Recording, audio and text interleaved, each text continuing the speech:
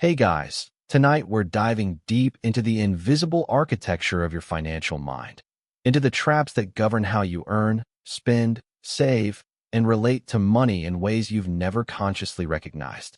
These aren't budgeting tips or investment hacks.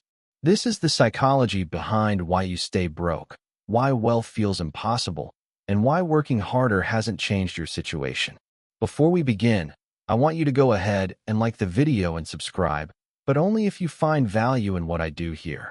And drop a comment letting me know where you're listening from and what time it is where you are. I'm always curious to know who's out there, awake or drifting off, absorbing this with me. Now, get comfortable. Adjust your position, dim the lights, let the world outside fade into background noise. We're about to explore 50 psychological traps, some evolutionary, some cognitive, some systematically engineered, that reveal how your financial behavior is shaped without your awareness. From the neural wiring that makes you terrible at long-term thinking, to the social forces that dictate your spending, to the inherited beliefs about money you've never questioned. Some of this might make you uncomfortable. Some of it might feel like finally understanding what's been holding you back. All of it is drawn from behavioral economics, cognitive psychology, and the hidden mechanisms of how modern systems extract wealth from people like you.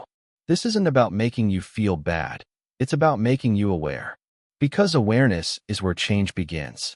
So let's ease into this journey together and see what shifts when you finally understand the invisible forces keeping you poor.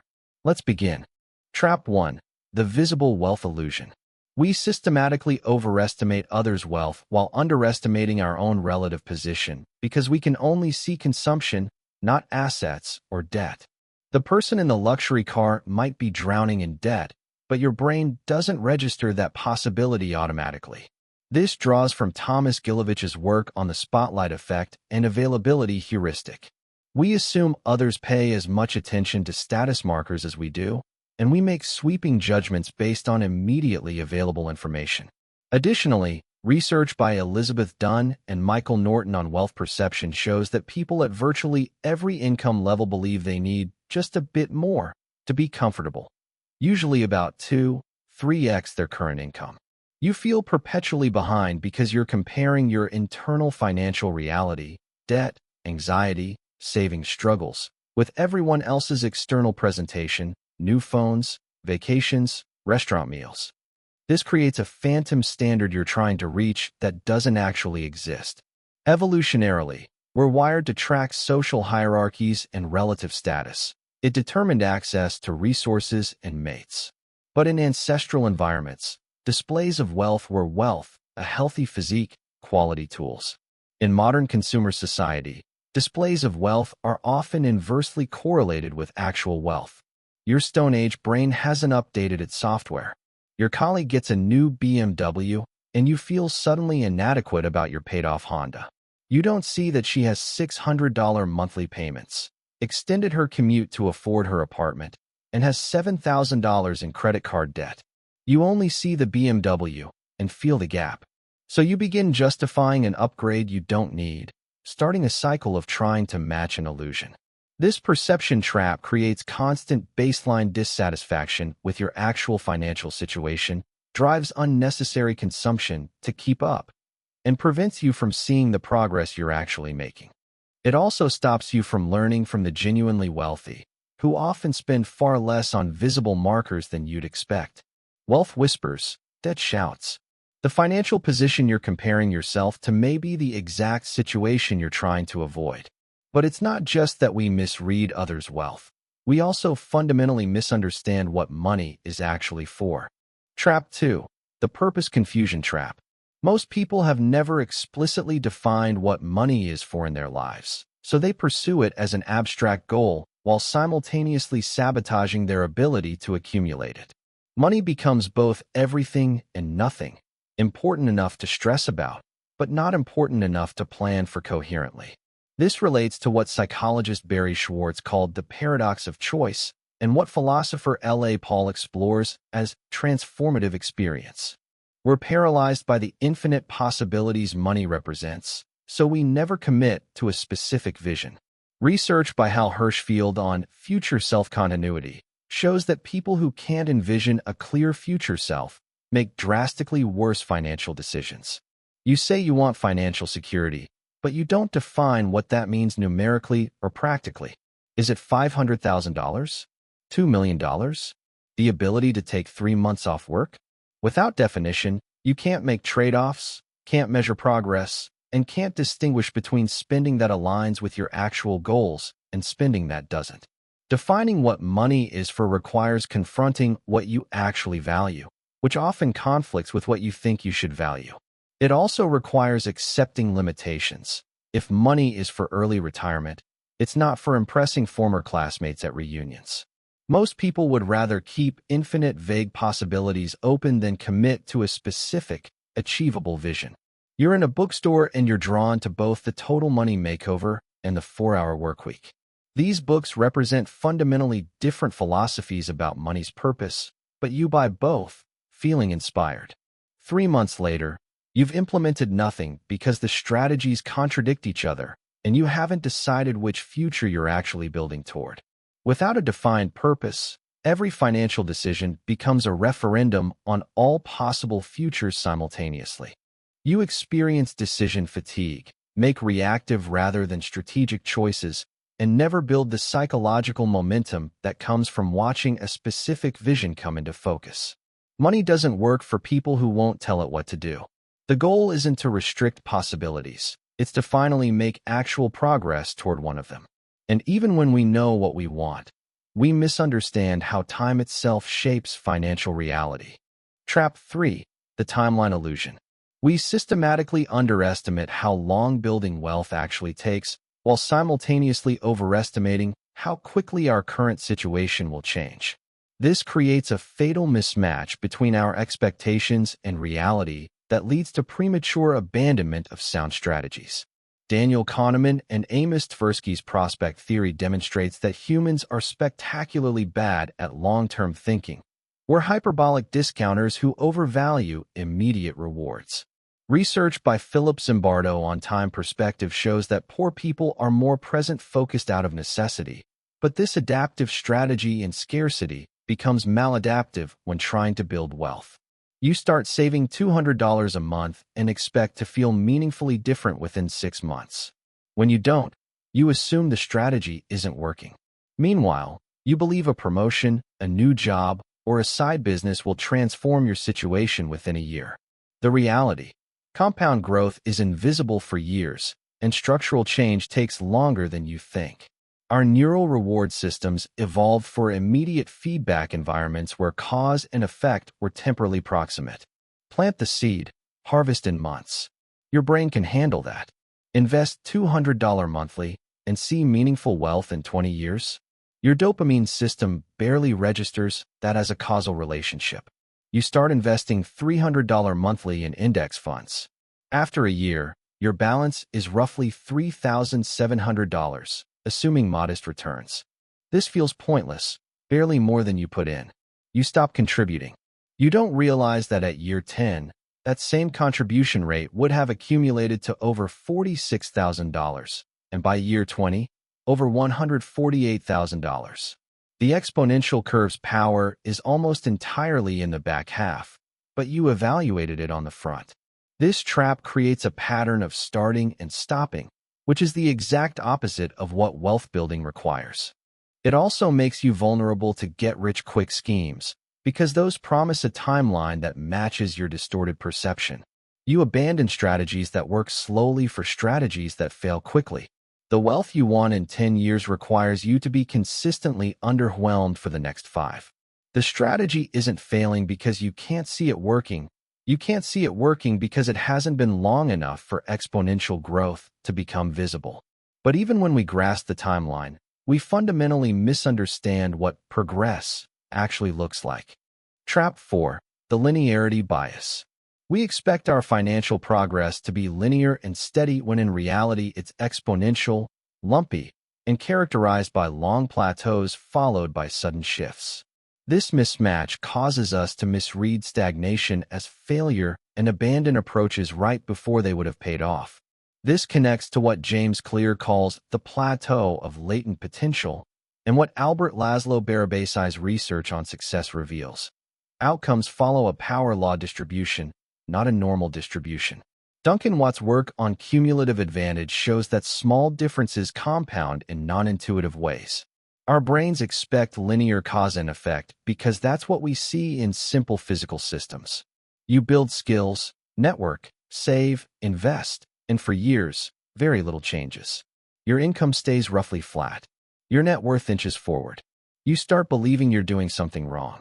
Then suddenly, a promotion that doubles your salary, an investment that returns 40%, a connection that opens 3 doors. The 10 years of seeming stagnation was actually accumulation that didn't show up in your bank account until it did, all at once. Our perceptual systems are designed to detect linear relationships because they're evolutionarily salient. Water level rising, food depleting, distance closing. Nonlinear relationships, compound interest, network effects, skill stacking, are invisible to our intuitive understanding. We keep waiting for the next dollar to be as easy as the last dollar, but wealth doesn't work that way. You spend 3 years learning to code while working a retail job. Your income is $32,000. Nothing changes. 4th year, you get a junior dev position at $55,000. 5 years after that, you're a senior engineer making $140,000. To you, it feels like success suddenly appeared in year 4. In reality, the invisible skill accumulation of years 1 through 3 enabled everything that followed, but the outcome was massively backloaded. This bias makes you quit learning when you're in the plateau phase, which is most of the time. It makes you chase visible short-term gains over invisible long-term positioning. It also creates resentment toward people further ahead because you can see their current outcomes but not the non-linear path that got them there. Wealth isn't built by adding $1 every day. It's built by adding $1 every day for long enough that the system itself starts generating dollars. You're not waiting for progress. You're waiting for the inflection point where accumulated progress becomes visible. And just as we misread the shape of progress, we also fundamentally misunderstand what it costs to acquire. Trap 5. The hidden price tag. Every financial decision has at least 3 costs: the monetary price, the opportunity cost, and the psychological cost. But we typically only calculate the first one. This systematic underaccounting makes us terrible at evaluating true cost-benefit trade-offs. Richard Thaler's work on mental accounting shows we compartmentalize financial decisions in ways that obscure true costs. Opportunity cost, the value of the next best alternative, is psychologically invisible, as research by Shane Frederick demonstrates. We can see the thing we're buying. We can't see the 40 other things we could have had instead. Plus, the hedonic adaptation work of Brickman and Campbell shows that psychological costs, stress, maintenance, attention, persist long after monetary costs are forgotten. You buy a boat for $15,000, thinking the cost is $15,000. You're not calculating that $15,000 invested would have grown to $45,000 in 15 years, opportunity cost. You're not accounting for storage, $200 per month, maintenance, $2,000 per year, insurance, $800 per year, and registration fees. And you're definitely not accounting for the mental load of coordinating weekends, maintenance schedules, and the nagging guilt when it sits unused. The true cost is easily $60,000 plus over a decade, plus stress, plus foregone investment growth. But you saw $15,000. Monetary costs are concrete and immediate. They create psychological pain right now. Opportunity costs are abstract and hypothetical. They're pains that live in counterfactual futures your brain doesn't naturally simulate. Ongoing psychological costs are even more invisible because they diffuse across time and feel like life, rather than consequences of a specific choice. You take a job that pays $15,000 more annually, but adds 90 minutes to your daily commute. You calculated the monetary gain. You didn't calculate that you now have 7.5 fewer hours weekly, 390 hours yearly, for skill development, side projects, or rest, time that might have been worth far more than $15,000. You didn't account for the stress cost, the health cost of sitting more, or the relationship cost of arriving home depleted. 3 years in, you're burnt out and your career hasn't advanced because you had no time to build new skills. The raise cost you far more than it paid. Underaccounting for true costs means you systematically overvalue consumption and undervalue investment. It means you're always surprised by the hidden costs of your decisions, which aren't hidden, they're just non-monetary. It also means you can't understand why people with less income sometimes build more wealth. They're not making different amounts. They're calculating different costs. Everything costs more than you think, but not always in currency. The price tag is the beginning of the calculation, not the end. But beyond misperceiving cost, we also fundamentally misidentify what constitutes a real choice in the first place. Trap 6. The choice illusion. We believe we're making independent, rational financial choices when in fact most of our decisions are shaped by default options, context architecture, and pre-made choices we're not conscious of. We're choosing, but within a bounded set designed by someone else. This draws heavily from Richard Thaler and Cass Sunstein's work on choice architecture and libertarian paternalism. Studies on default effects, like organ donation rates varying more than 60 percentage points based solely on whether you opt in or opt out, show that the presented default becomes the outcome in over 80% of cases. Dan Ariely's work on predictable irrationality demonstrates that we're not choosing based on absolute values, but relative comparisons that are easily manipulated. Your employer enrolls you in the 401k at a 3% contribution to a target date fund. You think, I'm investing for retirement. You didn't choose 3%, someone chose it for you. You didn't select that fund, it was pre-selected. You never questioned whether a target date fund aligns with your risk tolerance or goals. The illusion is that you made a financial decision. The reality is that you accepted someone else's. Choice paralysis is psychologically painful, so we're deeply relieved when an authority provides a default. It lets us feel like we've addressed something important without doing the cognitive work of actual choosing. Additionally, most defaults are presented as recommended or normal, which triggers our conformity bias. We assume the default exists because it's optimal, not because it's convenient for the institution offering it. You open a checking account at a bank, and they automatically enroll you in overdraft protection. You think you've gained protection. In reality, you've accepted a feature that will cost you $35 every time you overspend by $5, instead of having the charge declined for free. You never chose this. You just didn't choose to opt out. The bank designed the default to maximize their fee revenue, but it feels like you made a decision. The choice illusion means you're systematically accepting suboptimal defaults across your entire financial life. Insurance coverage amounts chosen by others, investment allocations you never questioned, subscription renewals on autopilot, credit card terms you never negotiated. You're choosing constantly, but someone else designed the menu, priced the options, and highlighted the one they wanted you to pick. You haven't made a real choice until you've questioned the default. Everything else is just acceptance wearing the costume of decision-making. And now that we've seen how we misperceive wealth, purpose, time, progress, cost, and choice itself, let's explore how our emotions hijack our financial behavior even when our thinking is clear. Trap 7. The mood-money spiral. Your emotional state predicts your financial behavior more reliably than your financial knowledge does. When you feel bad, you spend to feel better. When you feel good, you spend to celebrate. When you feel anxious, you either hoard or splurge depending on your psychological type. Money becomes an emotional regulation tool, which is catastrophically expensive. Research by Jennifer Lerner at Harvard shows that sadness triggers the misery is not miserly effect. Sad people spend up to 30% more on the same items than neutral people.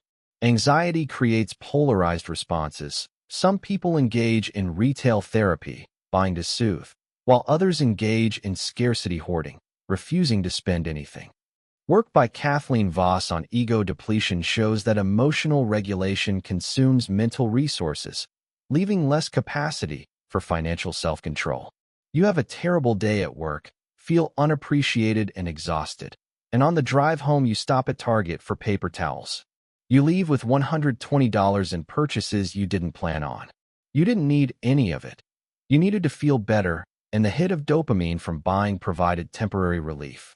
Or conversely, you're anxious about your financial situation, so you refuse to spend even $12 on a needed pair of work shoes, wearing the broken ones until it affects your professional image.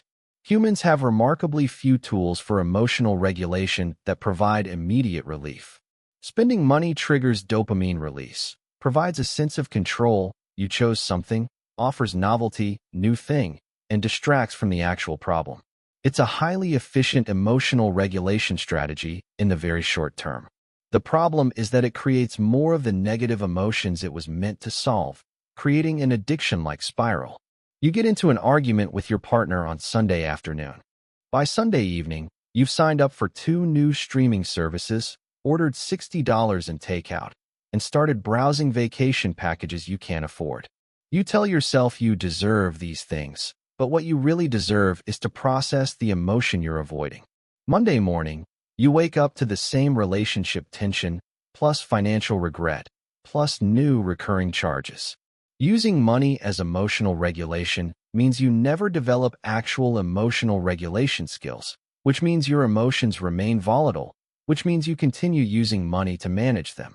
It also means your spending is unpredictable and disconnected from your actual needs, making any form of financial planning nearly impossible. The worse your finances get, the worse you feel. The worse you feel, the more you spend. Every time you buy something to change how you feel, you're treating money like medicine. And like any medicine, it has side effects, sometimes worse than the original problem. But it's not just our current emotions that drive poor financial choices. It's also our relationship with our future selves. Trap 8. The stranger in the mirror.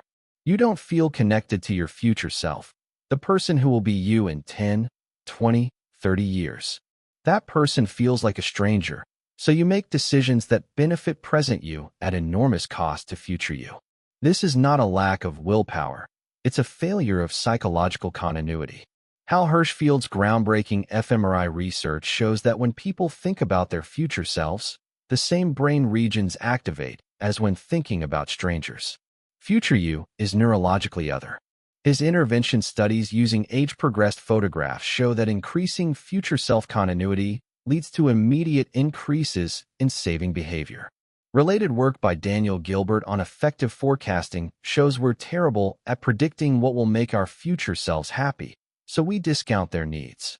You choose not to contribute to your retirement account because that benefits someone you'll be in 40 years, someone who feels hypothetical, abstract, and not really you. Meanwhile, spending that money now benefits present you, who feels vividly real. It's not that you don't care about your future. It's that your future self doesn't feel like someone you have a relationship with. Psychological continuity requires imagination plus emotional connection. Your brain struggles to extend your identity across decades, especially when your future self will have different circumstances, relationships, and priorities. Additionally, the fundamental uncertainty of life, you might not make it to retirement, makes it feel irrational to sacrifice for someone who might not exist. You're 32 and you skip the company 401k match, literally turning down free money. When questioned, you say retirement is too far away to worry about. But this isn't really about time, it's about identity. You can't feel the desperation 62-year-old you will feel when you realize Social Security isn't enough. That person's suffering is abstract. Present you's desire for an extra $200 in the paycheck is concrete. So you choose yourself now over yourself later. When future you is a stranger, you systematically make decisions that create future suffering you can't currently feel. You take on debt for present consumption that future you will spend years repaying.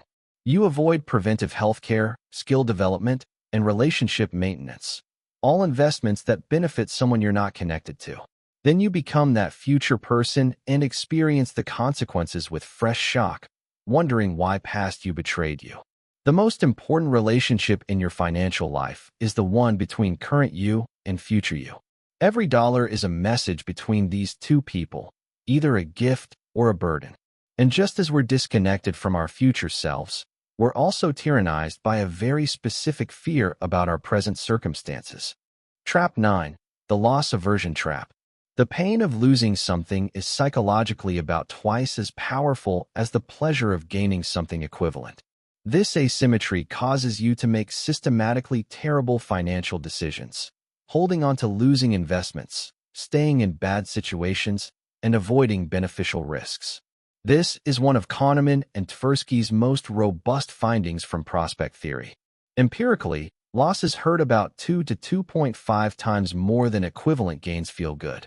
This isn't a preference. It's a deep feature of how our value function works. We're not evaluating outcomes from a neutral baseline. We're evaluating them from wherever we currently are, and movement away from that reference point, loss, triggers threat responses that movement toward gain doesn't. You bought a stock at $50. It's now worth $30. Rationally, the question is this stock worth buying at $30? But you can't evaluate it that way because you're anchored to $50. Selling means realizing a loss, though the loss already happened when the price dropped. So you hold, waiting to break even, preventing yourself from moving that capital to better opportunities. You're being held hostage by a price that no longer exists. Evolutionarily, loss aversion makes sense in resource-scarce environments where losses could kill you, lose your shelter, food source, or social standing. But gains offer diminishing returns. Being twice as warm or twice as fed doesn't double survival odds.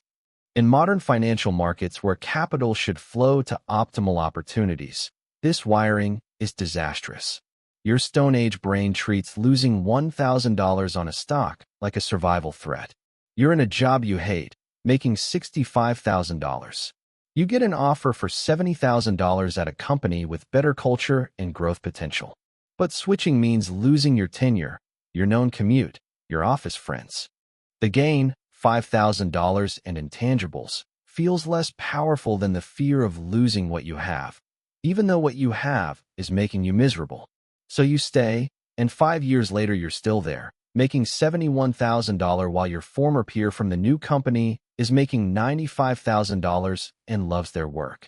Loss aversion makes you hold on to bad investments waiting for impossible returns.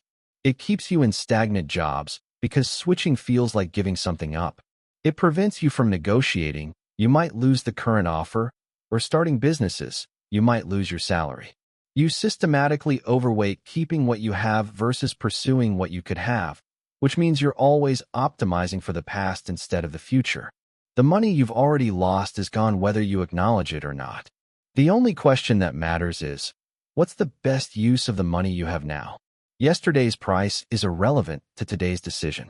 But loss aversion is just one way fear shapes our finances. There's another, more subtle form of fear that's even more expensive. Trap 10. The regret aversion trap. You don't just avoid losses. You avoid actions that might make you feel regret later, even when those actions are statistically smart. This makes you far more conservative than optimal, choosing inaction over action because doing nothing feels like it can't be your fault. Research by Marcel Zeelenberg and Rick Peters shows that anticipated regret is a more powerful decision factor than anticipated happiness. People will pay significant premiums to avoid regret. Insurance is often regret minimization, not risk minimization. The omission bias. Our tendency to judge harmful inactions as less bad than harmful actions compounds this. Daniel Kahneman's work shows we regret actions more than inactions in the short term, but the pattern reverses over years. Our greatest regrets become the things we didn't do. You don't invest in the stock market because you're terrified of picking wrong, losing money, and feeling like an idiot. So you leave money in savings earning 0.5% while inflation runs at 3%. You're losing purchasing power every year. You're already wrong, but it doesn't feel like your fault because you didn't actively do anything. The regret of action, investing, and losing feels more painful to your imagination than the regret of inaction, not investing, and missing gains. Regret from action carries moral weight. I was foolish. I should have known better. While regret from inaction feels like bad luck. Things didn't work out. It wasn't meant to be. Action requires agency, which means responsibility. which means if it goes wrong, it's unmistakably your fault. Inaction lets you preserve the illusion that you were being prudent or that the decision was never really yours to make. You've wanted to start freelancing for years. You have the skills and several potential clients. But starting means you might fail publicly, disappoint clients, or discover you're not as good as you thought. These potential regrets loom so large that you never start. Meanwhile, years pass, your skill growth stagnates, and you never discover that you actually could have built a successful practice. At 60, your greatest financial regret won't be the freelance gig that failed. It'll be the 20 years you spent wondering, what if, instead of finding out. Regret aversion creates a life of systematic inaction disguised as prudence. You don't negotiate salary, might make them angry. Don't invest aggressively, might lose money. Don't switch careers, might be a mistake. Don't start businesses, might fail. You're not being careful. You're being controlled by imagined future regret. Meanwhile, the certain regret of never trying accumulates silently in the background. Regret from trying and failing is temporary and educational. Regret from never trying is permanent and corrodes everything. Your future self will always forgive the attempt. They may never forgive the absence of one. These emotional traps, using money to regulate feelings, disconnection from our future selves, loss and regret aversion, they all stem from a fundamental discomfort with our own emotional experience. But there's an even deeper layer: how we seek emotional states through financial choices. Trap 11. The peak experience trap. You systematically overvalue intense, brief positive experiences, vacations, purchases, events, and undervalue sustained moderate improvements to daily life. This leads to spending patterns that create memorable peaks but a worse average experience of living. This connects to Kahneman's peak end rule. We judge experiences by their most intense moment and their ending, not by the average of the whole experience. Combined with what psychologists call the experience memory gap, we make choices based on anticipated memory rather than actual experience. Work by Leif Van Boven on experiential versus material purchases shows we systematically mispredict what will make us happy. You spend $4,000 on a one-week vacation that creates peak experiences and Instagram-worthy moments. You won't spend $1,000 on a higher quality mattress you'll use 500+ hours per year for a decade. The vacation creates memorable peaks. The mattress creates unmemorable but real quality of life improvements to your actual daily existence. You optimize for peaks you'll remember rather than for the averages you'll live. Our autobiographical memory is designed to extract signal from noise. It remembers exceptions, not baselines. A great vacation stands out. A slightly better mattress doesn't.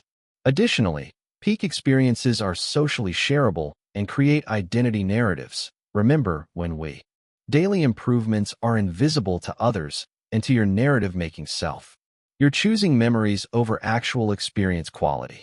You have a miserable daily commute in an unreliable car, but you won't spend the money to upgrade because you're saving for travel.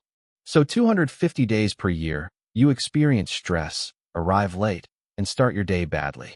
Then you spend 2 weeks in Europe having peak experiences, which you photograph extensively. Your memory privileges the 2 weeks. Your actual life quality is defined by the 250 bad commute days. You've optimized for the wrong denominator. The peak experience trap means you systematically underinvest in boring infrastructure, ergonomic office chair, quality shoes, better health insurance that would improve your daily experience. It creates financial fragility because you're spending on memorable experiences rather than sustainable improvements. And it creates a paradox. Your life looks great in retrospect, peaks, but feels bad on average, degraded daily baseline. Your memory is not your experience. The life you remember is not the life you live. Optimizing for what you'll look back on is a recipe for daily misery you won't notice until it's over. But beyond chasing emotional peaks, there's another way our psychology sabotages us. We're trying to buy things that money can't actually purchase. Trap 12. The proxy trap. You're using money to purchase proxies for what you actually want. Buying status to feel respected, buying luxury to feel valuable, buying experiences to feel alive, when the underlying needs can't actually be satisfied through consumption. It's category error as financial strategy. This draws from Philip Brickman's work on hedonic adaptation and the research on materialistic values by Tim Kaiser. Studies show that extrinsic goals, money, image, status, are negatively correlated with well-being, while intrinsic goals, growth, relationships, autonomy, are positively correlated. The problem: intrinsic goals are harder to pursue and measure, so we substitute extrinsic proxies that feel more concrete. You want to feel successful, so you buy a luxury watch. The watch signals success, but it doesn't create the actual internal experience of having succeeded at something meaningful. You want deep connection, so you pay for an exclusive experience with friends. The experience might be fun, but connection comes from vulnerability and presence, not from price points. You're buying the wrong currency for the economy you're trying to participate in. Purchasing is concrete, immediate, and measurable. Building a skill, deepening a relationship, or developing self-respect is abstract, slow, and ambiguous. So we reach for the handle we can grasp, spending, even though it's attached to the wrong door. Consumer culture actively encourages this conflation. Advertising's entire job is to convince you that products satisfy psychological needs. You feel insecure about your career trajectory, so you buy expensive clothes, a premium gym membership, and a luxury car lease. All signals of success. You're $30,000 deeper in debt, but you don't feel more successful because you haven't actually achieved anything. You've bought the appearance of the thing instead of the thing, and the gap between appearance and reality actually increases your insecurity. The proxy trap creates an endless pursuit because the purchased proxy never satisfies the underlying need. You buy status, still feel unrespected, so you buy more status. Meanwhile, you never address the real issue: developing competence, contributing meaningfully, or reframing your need for external validation. You're spending continuously on a problem that spending can't solve. If you're buying it to feel a certain way, and feeling that way requires you to keep buying it, you're not purchasing a solution. You're renting a brief respite from a problem that's getting more expensive to avoid. So we've seen how emotions hijack our finances through mood regulation, disconnection from future selves, fear of loss and regret, chasing peaks, and buying proxies. But emotions don't operate in isolation. They're shaped by something even more powerful: the social waters we swim in. Trap 13, the reference group trap. Your spending is determined less by your income than by the spending of your reference group, the people you compare yourself to. Change your reference group, and your financial behavior changes automatically, even though your objective circumstances haven't. Robert Frank's work on expenditure cascades shows how spending patterns flow up through income brackets as each group tries to keep pace with the one above. Research by economists like Marion Bertrand shows that people who live near wealthier neighbors save significantly less than demographically identical people in middle-income areas. The comparison isn't conscious, it's automatic environmental calibration. You get promoted and start earning $95,000 instead of $65,000. Instead of saving the difference, your spending rises to match because you've started comparing yourself to other people making $95,000. New restaurants, nicer car, better apartment. Not because you need these things, but because they're normal in your new peer group. Humans are deeply social and use peer behavior as the primary calibration mechanism for normal. Your brain doesn't evaluate spending in absolute terms. It evaluates relative to your reference group. This was adaptive when groups were stable and local norms were reliable guides. Now you can accidentally adopt the reference group of people earning 3x your income because you follow them online. You move from a middle-class neighborhood to an affluent suburb. Same job, same income.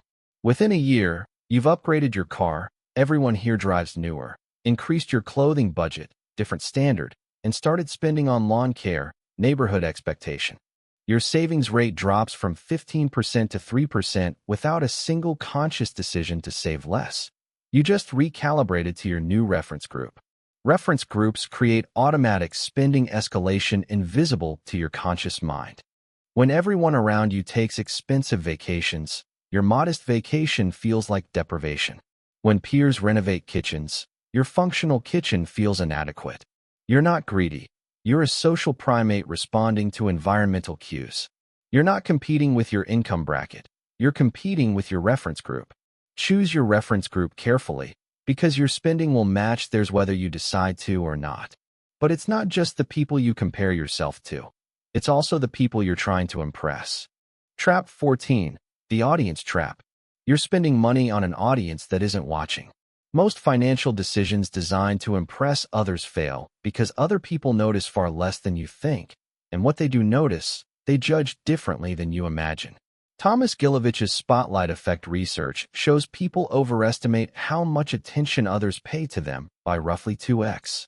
Related work on the illusion of transparency shows we believe our internal states are more visible than they are.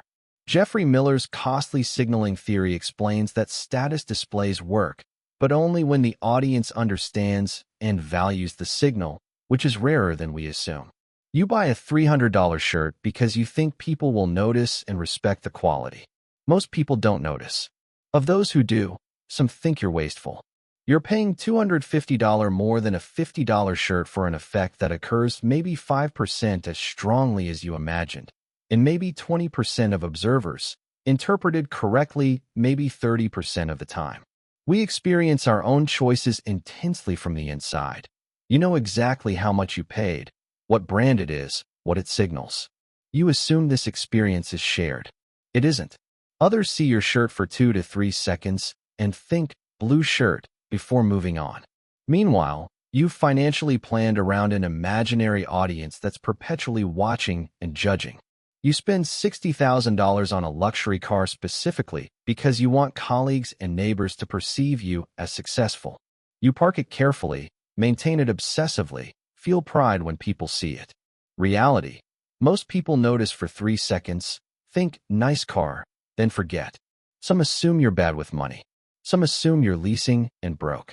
Almost none draw the conclusion you wanted. You spent $35,000 more than necessary for a signal that mostly failed. The audience trap creates spending justified by imaginary social returns. It prevents you from saving because saving is invisible to your imaginary audience. It also creates anxiety because you must maintain the performance, which gets more expensive over time. Eventually, you're trapped in a financial performance for people who aren't actually watching. The audience you're spending money to impress is mostly in your head. And the real people occasionally paying attention are usually too worried about their own performance to judge yours. And even when the audience is real, we fundamentally misunderstand what actually impresses them. Trap 15. The status signal misfire.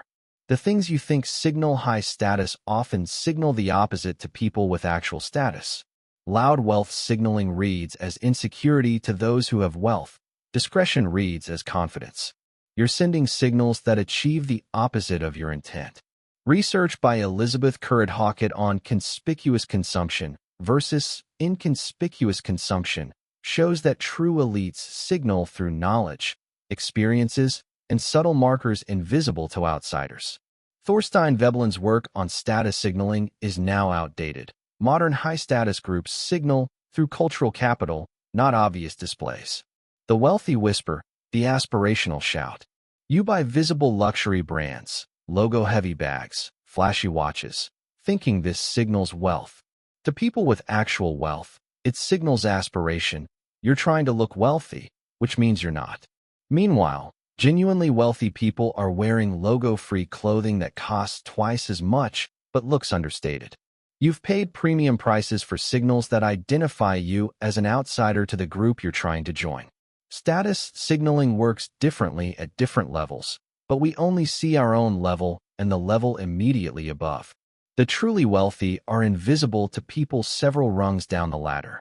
So you copy the signals you can see, upper middle class consumption, not knowing they're specifically designed to be visible, which is precisely why they don't work at the highest levels. You buy a prominent designer bag with logos visible from across a room, thinking this displays sophistication and wealth. At an actual high-status event, You're surrounded by bags with no visible branding that cost $4,000 instead of your $1,500 bag. Your bag signals, I need you to know this is expensive. Their bags signal, I don't need your validation. Your signal misfired. You paid for the wrong kind of attention. Status signal misfires mean you're constantly spending on credibility building that actually undermines credibility. You're locked in costly signaling arms races with other aspirational people while the actually wealthy aren't participating in the game at all. Your spending increases, but your status doesn't, because you're trying to join a game by breaking its most important rule, appearing not to care. The people you're trying to impress got where they are by not caring about impressing people. Every dollar you spend trying to look wealthy is a dollar that makes you less wealthy and makes it more obvious. But beyond misreading status signals, we're also affected by the contagious nature of financial behavior itself. Trap 16, the social contagion trap. Financial behaviors spread through social networks like diseases, obesity, bankruptcy, and wealth all show epidemic-style clustering. Your friends' money habits predict your financial future better than your own stated intentions do.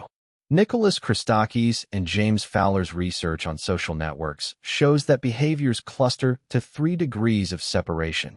Your friend's friend's friend affects you.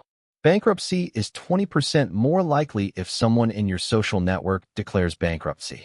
Wealth accumulation is similarly contagious. This isn't conscious imitation. It's environmental recalibration of what's normal.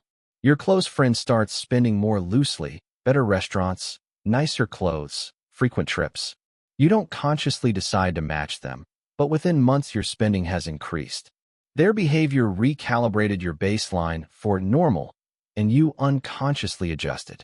Meanwhile, if they'd started aggressively saving, you'd likely have increased your saving rate. Our brains use social consensus as a shortcut for correct behavior. When everyone around you does something, it becomes invisible background, just how things are done. This is efficient for learning cultural norms, but disastrous when your network has collectively terrible financial habits. You're not weak-willed. You're appropriately calibrated to an inappropriate reference environment. 3 of your friends start using Uber Eats regularly. You never used food delivery, but now you start, just occasionally at first. Within 6 months, you're ordering 2-3x weekly, spending $400 per month on convenience you previously didn't need. You didn't decide delivery was worth it. You decided it was normal because your environment made it so. The financial behavior spread like a virus. Social contagion means your financial outcomes are partially determined by who you surround yourself with. High-saving networks create high savers. High-spending networks create high spenders. Most importantly, this is largely unconscious. You believe you're making independent choices while systematically conforming to local norms. Show me your 5 closest friends' financial behaviors, and I'll predict yours with unsettling accuracy. You think you're immune to influence because you're not consciously copying anyone. But your baseline for normal is set by your environment, and normal becomes inevitable.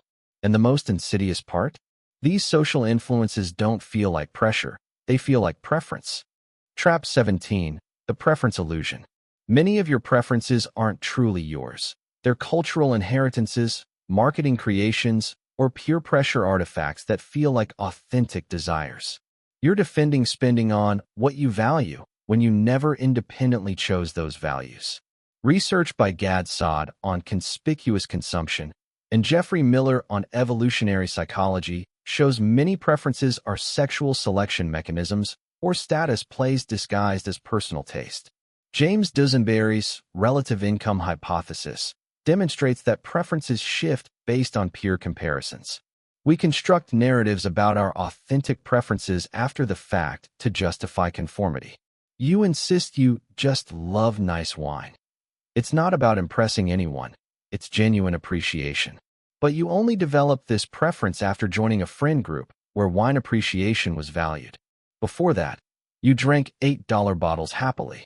The preference is real now, but it's not transcendent. It's socially constructed, expensive, and you're defending it as essential to your identity. Admitting our preferences are shaped externally feels like admitting we're conformist or easily manipulated. So we retroactively construct narratives of authentic preference. I've always appreciated quality. We can't distinguish between preferences we independently developed and preferences we absorbed, because by the time we're conscious of them, they feel equally ours. You spend $6,000 yearly on boutique fitness classes, insisting fitness is a priority. But you grew up playing sports for free, stayed fit for years without paying anything, and only developed this specific preference after moving to a city where boutique fitness is culturally valued. The preference is real, but it's not inevitable. It's a $6,000 annual subscription to a peer group value system. The preference illusion makes you defend expensive habits as core identity elements when they're actually optional cultural adoptions. It prevents you from distinguishing between genuine values and internalized marketing. You'll sacrifice financial security for preferences that didn't exist 5 years ago and might not exist 5 years from now. Your preferences aren't wrong, but they're not sacred either. The things you can't live without usually post-date the point when you could definitely live without them. Question whether you chose your preferences or your preferences chose you. These social traps, reference groups, imaginary audiences, status misfires, behavioral contagion, manufactured preferences, they all point to a deeper truth. We are profoundly shaped by our social context. But there's another layer of influence that operates even more subtly. Trap 18, the inherited money script. You inherited a money script from your parents, a set of unconscious beliefs about what money means, how it should be used, and what it says about you. These scripts run in the background of every financial decision, often contradicting your conscious goals. Brad Clontze's research on money scripts identifies 4 categories: money avoidance, money worship, money status, and money vigilance. These aren't taught explicitly. They're absorbed through observation and emotional transmission. Research shows parental financial behaviors predict children's behaviors decades later, independent of the children's own income or education. Your mother constantly said, "We can't afford that," creating scarcity fear. Now you earn plenty but still experience anxiety around every purchase, unable to enjoy your income. Or your father used money to buy love and respect, so you unconsciously do the same, overspending on gifts, picking up checks, equating generosity with worth. Money scripts form before language and logic fully develop. Their emotional impressions crystallized into rules. Spending is dangerous. Rich people are greedy. Money solves problems. Debt is shameful. These feel like truth because they formed during your psychological foundation-building years. You don't remember learning them. They're just how reality is. You grew up watching your parents fight about money constantly. Money meant conflict, tension, danger. Now you avoid looking at your bank account, don't discuss finances with your partner, and make impulsive decisions to avoid the anxiety that financial planning triggers. You're not irresponsible. You're avoiding the emotional experience your childhood taught you money creates. Money scripts sabotage you invisibly because they operate below conscious awareness. You can't override a script you don't know you're running. They also create repetition. You swore you'd never be like your parents financially, but you're recreating their exact patterns because the script runs deeper than your intentions. You think you're making financial decisions based on current circumstances. Often, you're making them based on emotional programming from age 7. The first step isn't changing behavior, it's identifying the script. So we've explored how other people shape your finances through comparison, performance, contagion, manufactured preferences, and inherited scripts. Now, let's turn to something that seems more individual: how your own mind creates traps through the stories you tell yourself. Trap 19, the sunk cost fallacy. You continue investing time, money, or energy into something because of what you've already invested, not because of its future value. Past costs that can't be recovered drive current decisions, which is economically irrational but psychologically powerful. Hal Ark's and Catherine Bloomer's foundational research shows people are more likely to use tickets they paid for versus free tickets, even when the experience would be identical.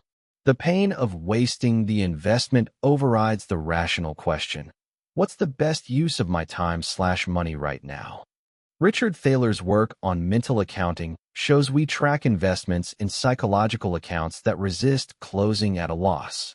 You've spent $8,000 on an online course teaching a skill you've realized you're not passionate about. Instead of stopping, you keep going because you already invested so much. The $8,000 is gone.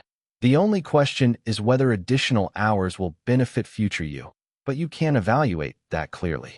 Abandoning an investment means acknowledging a mistake and wasting resources. Both are psychologically painful. Continuing feels like you're giving the investment a chance to pay off.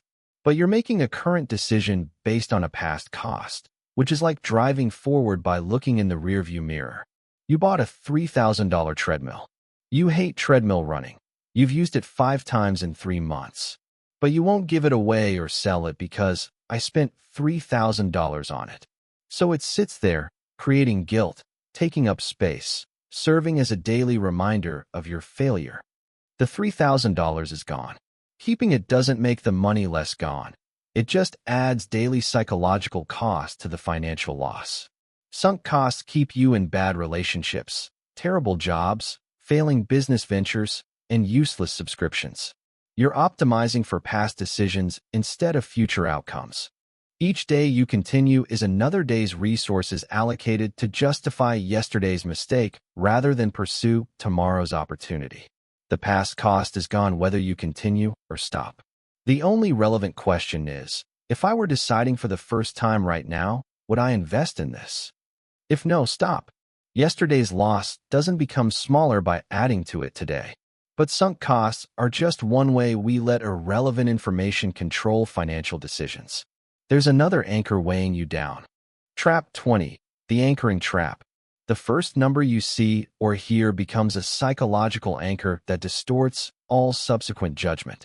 You think you're evaluating independently, but you're actually adjusting from an arbitrary starting point that hijacks your reasoning. Tversky and Kahneman's research shows that even random numbers influence estimates.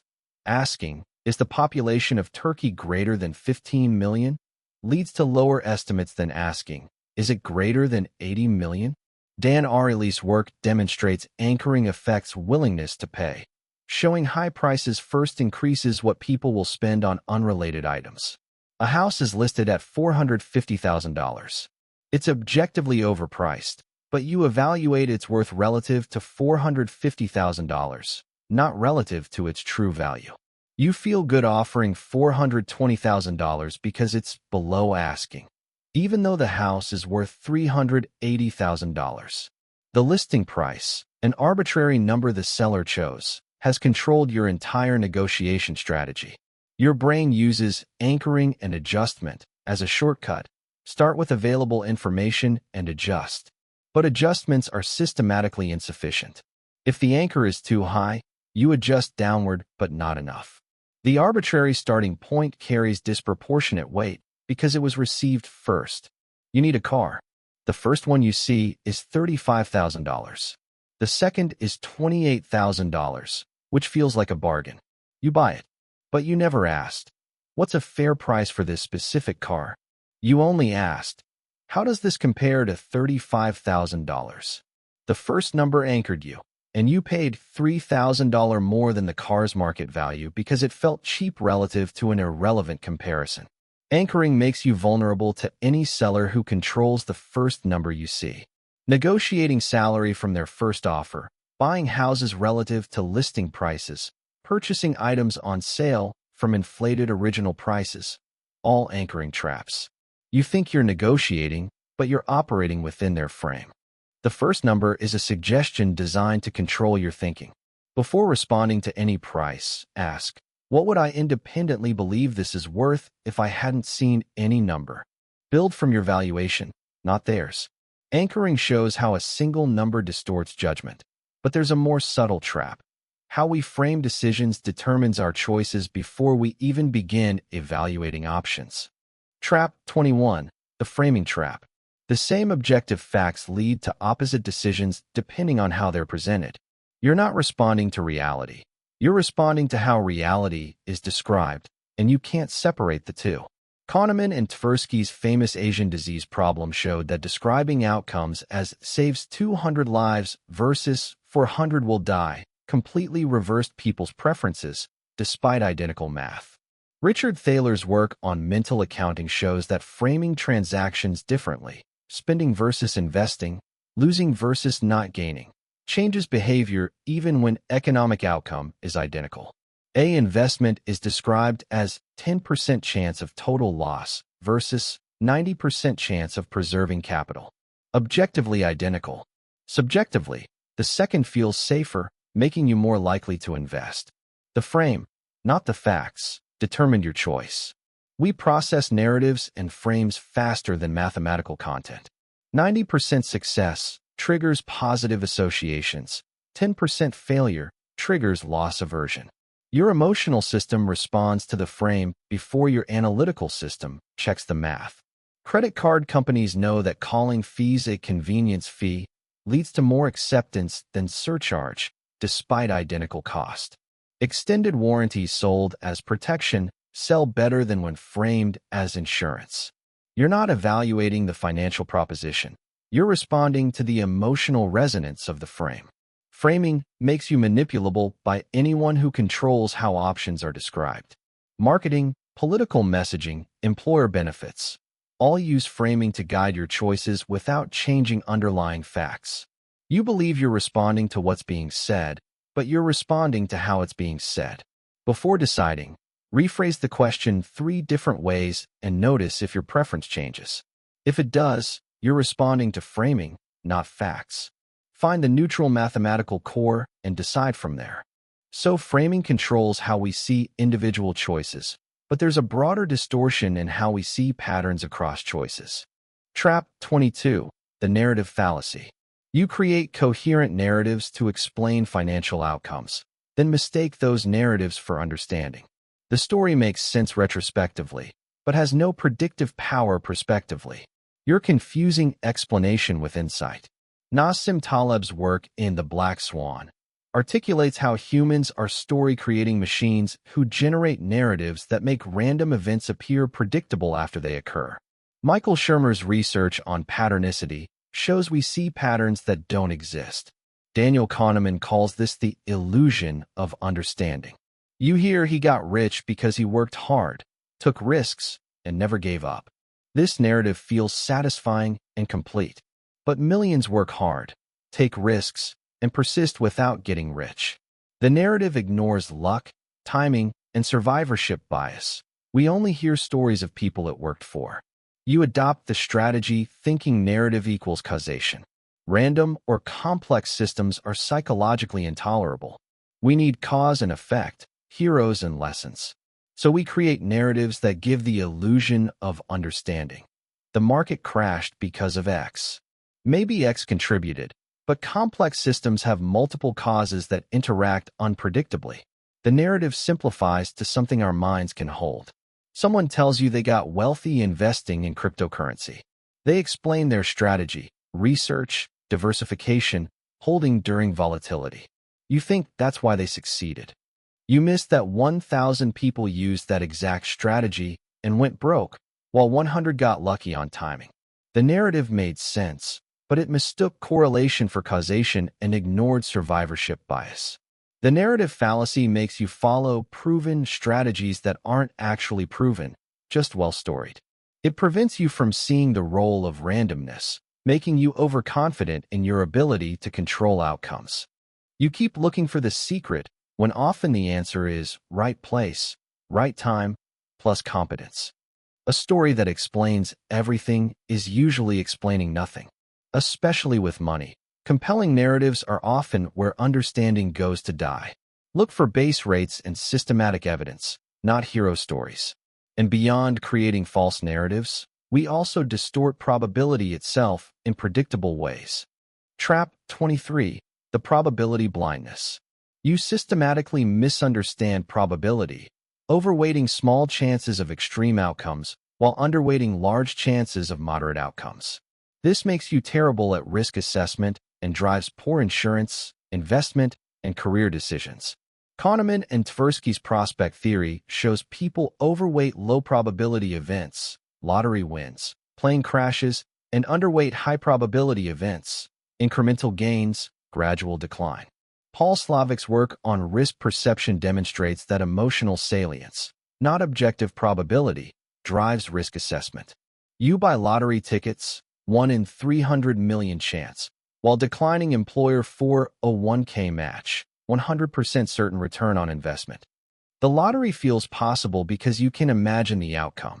The 401k feels meaningless because the payoff is decades away. Your probability assessment is backwards. Our brains didn't evolve to handle statistical probability. We evolved to respond to salient threats and opportunities. A tiny chance of winning millions activates your reward system more than 100% chance of moderate future gain. Vivid but unlikely dangers, shark attacks, feel more real than common but abstract ones, heart disease. You refuse to fly because planes might crash, 1 in 11 million, but drive everywhere, 1 in 5,000 lifetime fatal accident chance. You're 2,000x safer flying.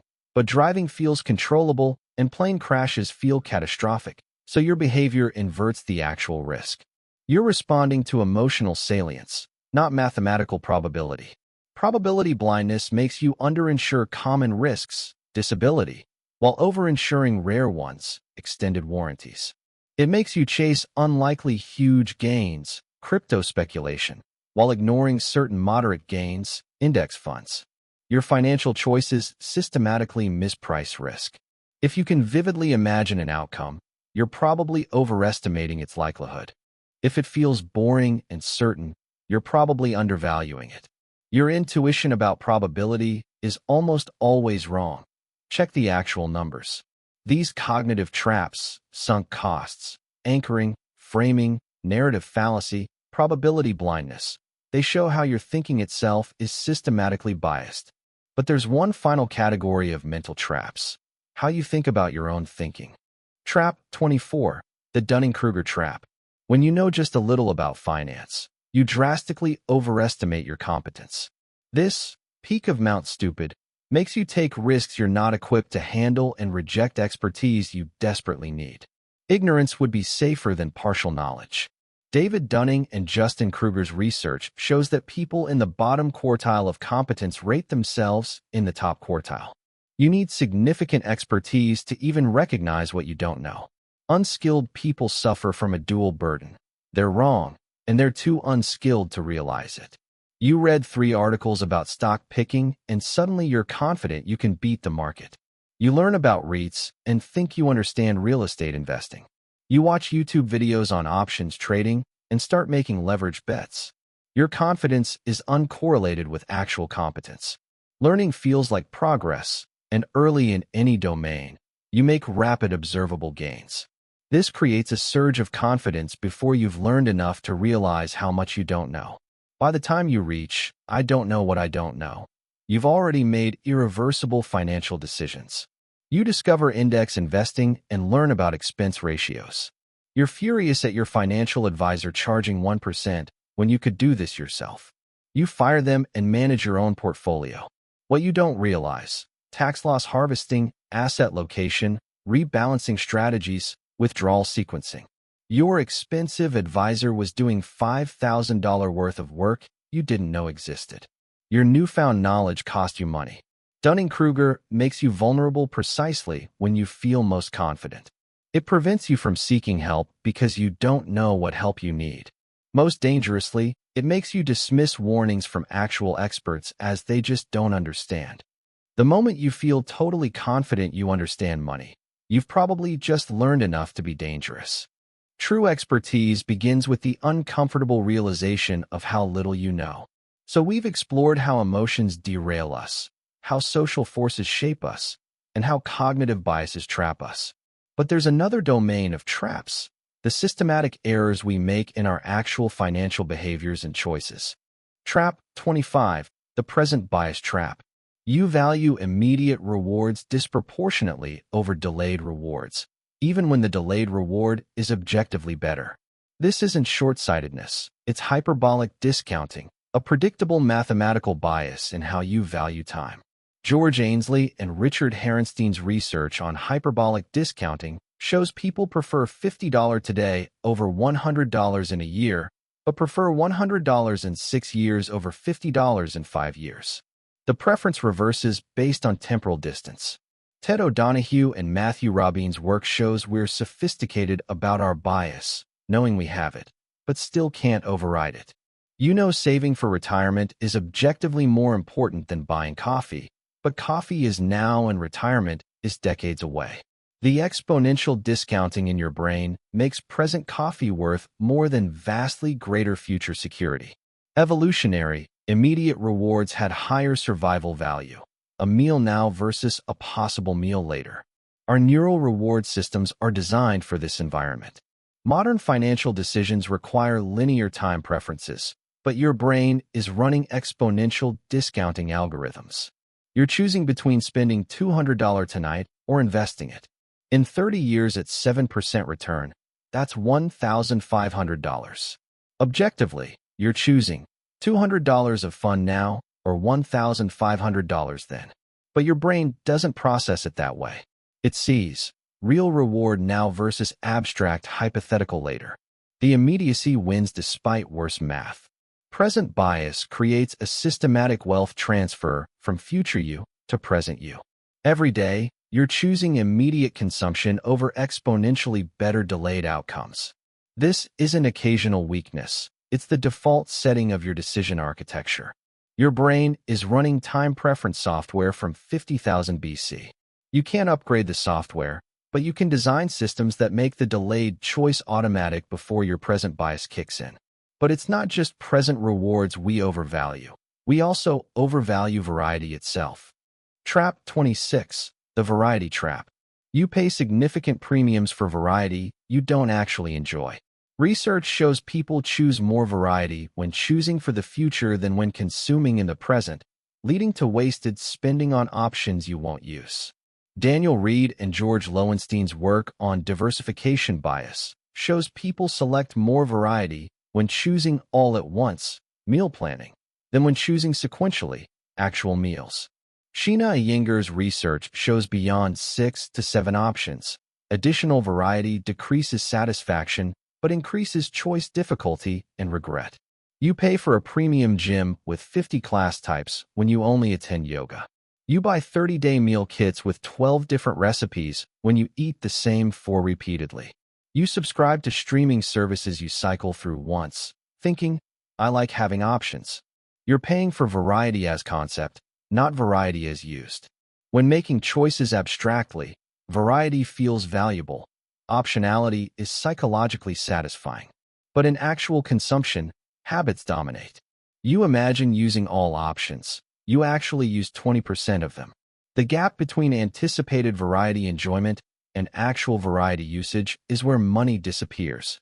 You join a gym with classes, pool, sauna, personal training, because it feels valuable to have access. You pay $100 per month. You use the treadmill 3x weekly. That's $25 per treadmill session. A basic gym with just equipment costs $20 per month, $1.67 per session. You're paying $80 monthly for variety you never consume. The variety trap makes every purchasing decision more expensive than necessary. You're paying for hypothetical future preferences that never materialize. Subscriptions, memberships, and packages are specifically designed to exploit this. You pay for flexibility you don't use. Your actual consumption is far more habitual than your anticipated consumption. Pay for what you'll actually use, not for the comforting feeling of having options. And just as we pay for variety we don't use, we also systematically misallocate our actual money across categories. Trap 27, the mental accounting trap. You treat money differently based on arbitrary psychological categories. Windfall money feels extra.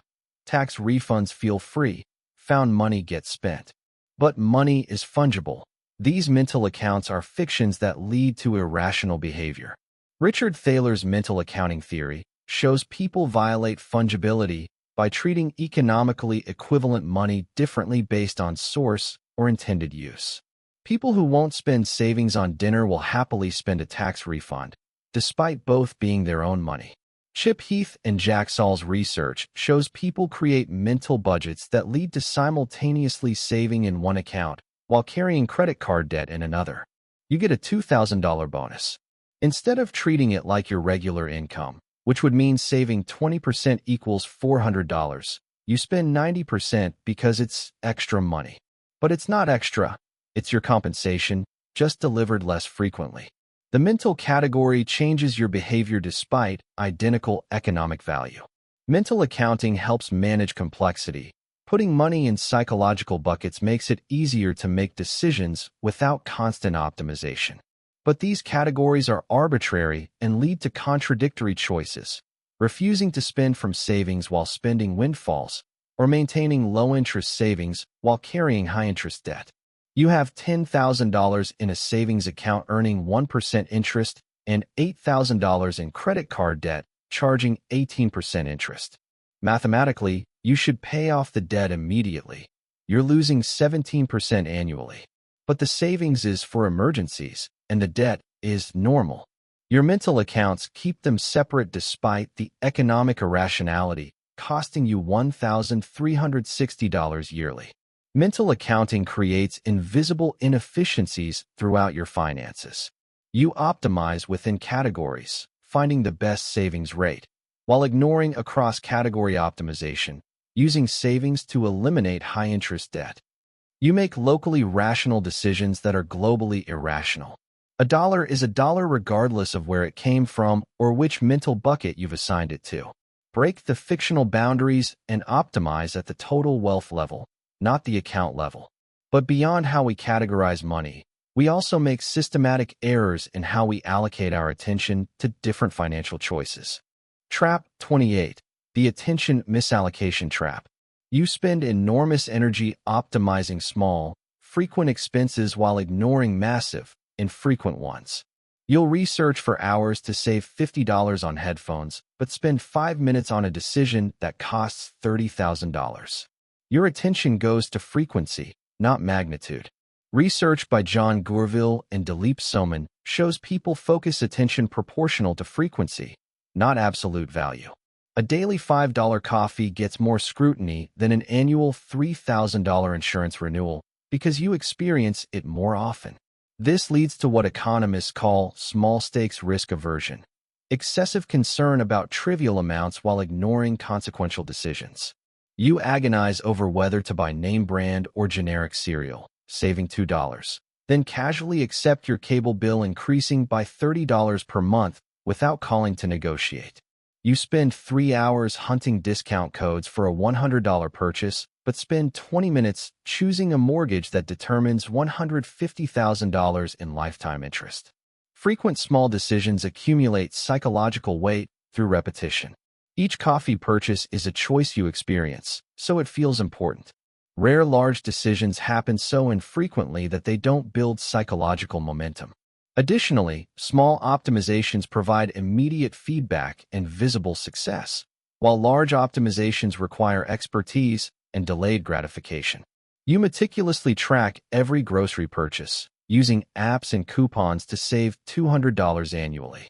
But you haven't negotiated your salary in 3 years. One successful negotiation would net $3,000 plus annually.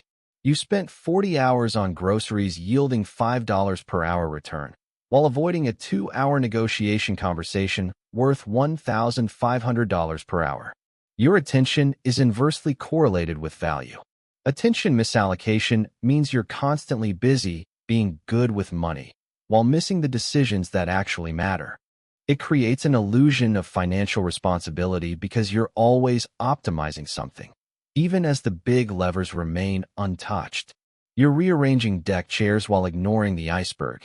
Time spent should be proportional to lifetime financial impact, not frequency of decision. An hour spent on salary negotiation beats a year of coupon clipping. Focus your attention on high-impact choices, then automate the rest. And just as we misallocate attention, we also systematically undervalue our own time. Trap 29. The time blindness trap. You treat your time as if it has zero value, spending hours to save dollars while ignoring opportunities to buy back time. This creates a poverty of time despite having money, and prevents you from investing in the highest leverage activities. Daniel Kahneman's research shows people undervalue their own time by approximately 50% compared to their stated hourly wage. Elizabeth Dunn's work on time affluence shows that people who value time over money report significantly higher life satisfaction. Yet most people optimize for money. We can clearly see money leaving our account. Time disappears invisibly. You earn $50 per hour but spend 3 hours driving across town to save $40 on an item. You just paid $110, $150 of time minus $40 saved to avoid spending $40. You mow your own lawn for 2 hours weekly to save $30, despite having a side hustle opportunity worth $60 per hour. Your time pricing is systematically wrong. Time feels infinite or at least abundant in any given moment, while money feels scarce and trackable. Spending money creates immediate psychological pain. Spending time doesn't trigger the same alarm. Additionally, we're bad at honest opportunity cost calculations. You can't see the thing you would have built with those hours. You spend 5 hours cleaning your house every week because hiring cleaners feels wasteful at $120. You earn $70,000 annually, roughly $35 per hour. 5 hours weekly is $175 of time at your wage, and far more at your peak productive capacity.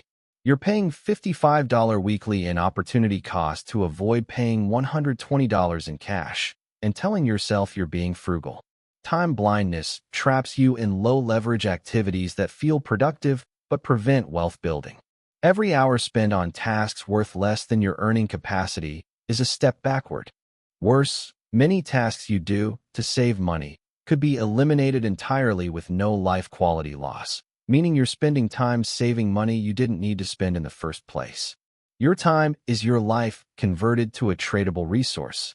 Every hour spent on something worth less than your hourly value is selling your life at a discount. If you wouldn't work an extra hour for what you're saving, don't spend an hour saving it. But beyond undervaluing time, we also fall into a trap around how we value ongoing costs versus one-time costs. Trap 30. The subscription blindness. You radically underweight recurring costs compared to one-time costs, even when the recurring cost totals far more.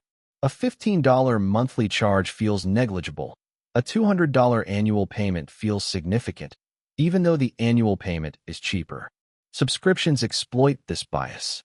John Gurville's research on the psychology of subscriptions shows people mentally underweight future recurring payments by approximately 60%. A $10 per month subscription is mentally processed as roughly $40 per year instead of $120 per year. This payment depreciation makes subscription models far more profitable for companies and expensive for consumers than equivalent one-time purchases. You have 12 subscriptions totaling $240 monthly, $2,880 annually.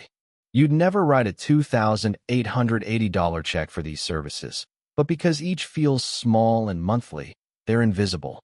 Meanwhile, you agonize over a $300 one-time purchase because the pain is concentrated and visible. Small recurring charges don't trigger payment pain. They're below the psychological threshold that makes you really consider value. They also benefit from inertia. Once established, canceling requires action, so they persist indefinitely. You make the subscription decision once, but pay for it forever. You pay $12 per month for a meditation app you use twice monthly. That's $72 annually, or $6 per use. You'd never pay $6 each time you meditated, but the monthly subscription feels reasonable. Over 5 years, you'll pay $360 for approximately 120 uses, $3 per meditation, when free alternatives exist. The subscription framing made an expensive decision feel cheap. Subscription blindness creates death by 1,000 cuts. Your monthly budget slowly fills with recurring charges that individually feel harmless, but collectively destroy discretionary income. You feel broke despite decent income because subscriptions are eating your cash flow invisibly. Multiply every monthly charge by 12, then by 10 years. That's what you're actually evaluating. If that number seems shocking, you found subscription blindness at work. Most people could cut $100 to $300 monthly in subscriptions without noticing any life quality decrease. These behavioral traps, present bias, variety seeking, mental accounting, attention misallocation, time blindness, subscription blindness, they reveal how our decision-making architecture is systematically exploitable. But there's a final layer: the traps we create through our own behavioral patterns. Trap 31. The fixed identity trap. You've constructed an identity around your relationship with money. I'm not good with money. I'm a generous person. I'm not materialistic. And you defend this identity even when it sabotages you. Identity becomes destiny because you can't act in ways that contradict who you've decided you are. Carol Dweck's work on fixed versus growth mindsets applies to financial identity. Research by Dan Ariely on self-concept maintenance shows people will act against their interests to maintain consistent self-perception. When financial behavior contradicts identity, people change behavior to match identity rather than updating identity to match goals. You say, "I'm just not a numbers person," and use this identity to avoid learning basic financial concepts. You say, "I'm generous," and overspend on others to maintain this identity even when you can't afford it. Your identity becomes an excuse for not changing behaviors that aren't working. Identity provides psychological coherence and social recognition. Changing identity feels like losing yourself. It's easier to maintain a consistent identity and explain away failures than to update your self-concept, which requires admitting you were wrong about who you are. You identify as not materialistic, which feels morally superior. This identity prevents you from caring about money in any form, including building wealth that would let you retire early or support causes you believe in. Your anti-materialistic identity accidentally keeps you trapped in a job you hate because you've made caring about money incompatible with your self-concept. Fixed financial identities create self-fulfilling prophecies. "I'm bad with money" leads to financial avoidance, which leads to poor outcomes, which confirms "I'm bad with money." You're trapped in an identity behavior outcome loop where your self-concept determines your financial future. You are not your financial past. Every identity is a story you've chosen to tell about yourself, and stories can be rewritten. The question isn't, "Who am I?" It's, "Who do I want to become?" But beyond fixed identities, we also trap ourselves through beliefs about what wealth means. Trap 32. The moral money trap. You've moralized wealth, deciding that wanting money is greedy, that wealthy people are bad, or that financial struggle is virtuous. These moral frameworks make it psychologically impossible to build wealth, because doing so would make you a bad person by your own definition. Research by Paul Piff on wealth and morality shows people hold strong moral intuitions about money that aren't evidence-based. Tim Kaiser's work shows that people who view wealth negatively experience cognitive dissonance when trying to accumulate it. You can't pursue what you've morally condemned. You believe money is the root of all evil, or rich people are greedy. Unconsciously, you sabotage any wealth accumulation because becoming wealthy would make you evil or greedy by your own moral framework. You're trapped between wanting financial security and believing that wanting it makes you a bad person. Moralizing money provides simple explanations for complex systems and protects ego. If wealth is morally bad, not having it is morally good. It also provides in-group belonging. Many social circles bond over shared anti-wealth sentiment. Leaving these beliefs means potentially leaving your tribe. You grew up hearing, "Money doesn't buy happiness," and "rich people are selfish." Now you earn well but can't save because unconsciously, saving feels like becoming the kind of person you were taught to despise.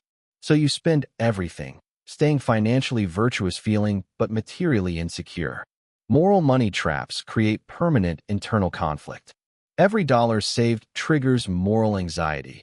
Every financial success feels like moral failure. You can't build wealth while believing wealth is wrong. The trap ensures you stay poor while feeling superior about it. Money is morally neutral. It's a tool that amplifies who you already are. Wealthy jerks were jerks before wealth. Generous people become more generous with resources. The question isn't whether wanting money is moral. It's what you'll do with it once you have it. And closely related to moralizing money is believing certain myths about how wealth actually works. Trap 33. The meritocracy myth. You believe wealth is purely meritocratic, that hard work and talent reliably lead to financial success, which makes you both harshly judge others and blame yourself unfairly. This myth prevents you from seeing the structural and random factors that heavily influence outcomes. Research by Michael Young, who coined meritocracy, shows belief in pure meritocracy leads to lack of empathy for the unsuccessful and excessive credit-taking by the successful. Studies by Robert Frank on success and luck demonstrate people systematically underestimate luck's role in their outcomes. The just world hypothesis, research by Melvin Lerner, shows people need to believe the world is fair, even when evidence contradicts this. You're working incredibly hard but not getting ahead financially, so you assume you're doing something fundamentally wrong. You don't consider that you entered the labor market during a recession, that your industry contracted, that you lack family financial support, or that you had medical expenses. You internalize structural problems as personal failure. Believing in meritocracy gives us a sense of control. If success is purely about effort and skill, then you can guarantee your outcome.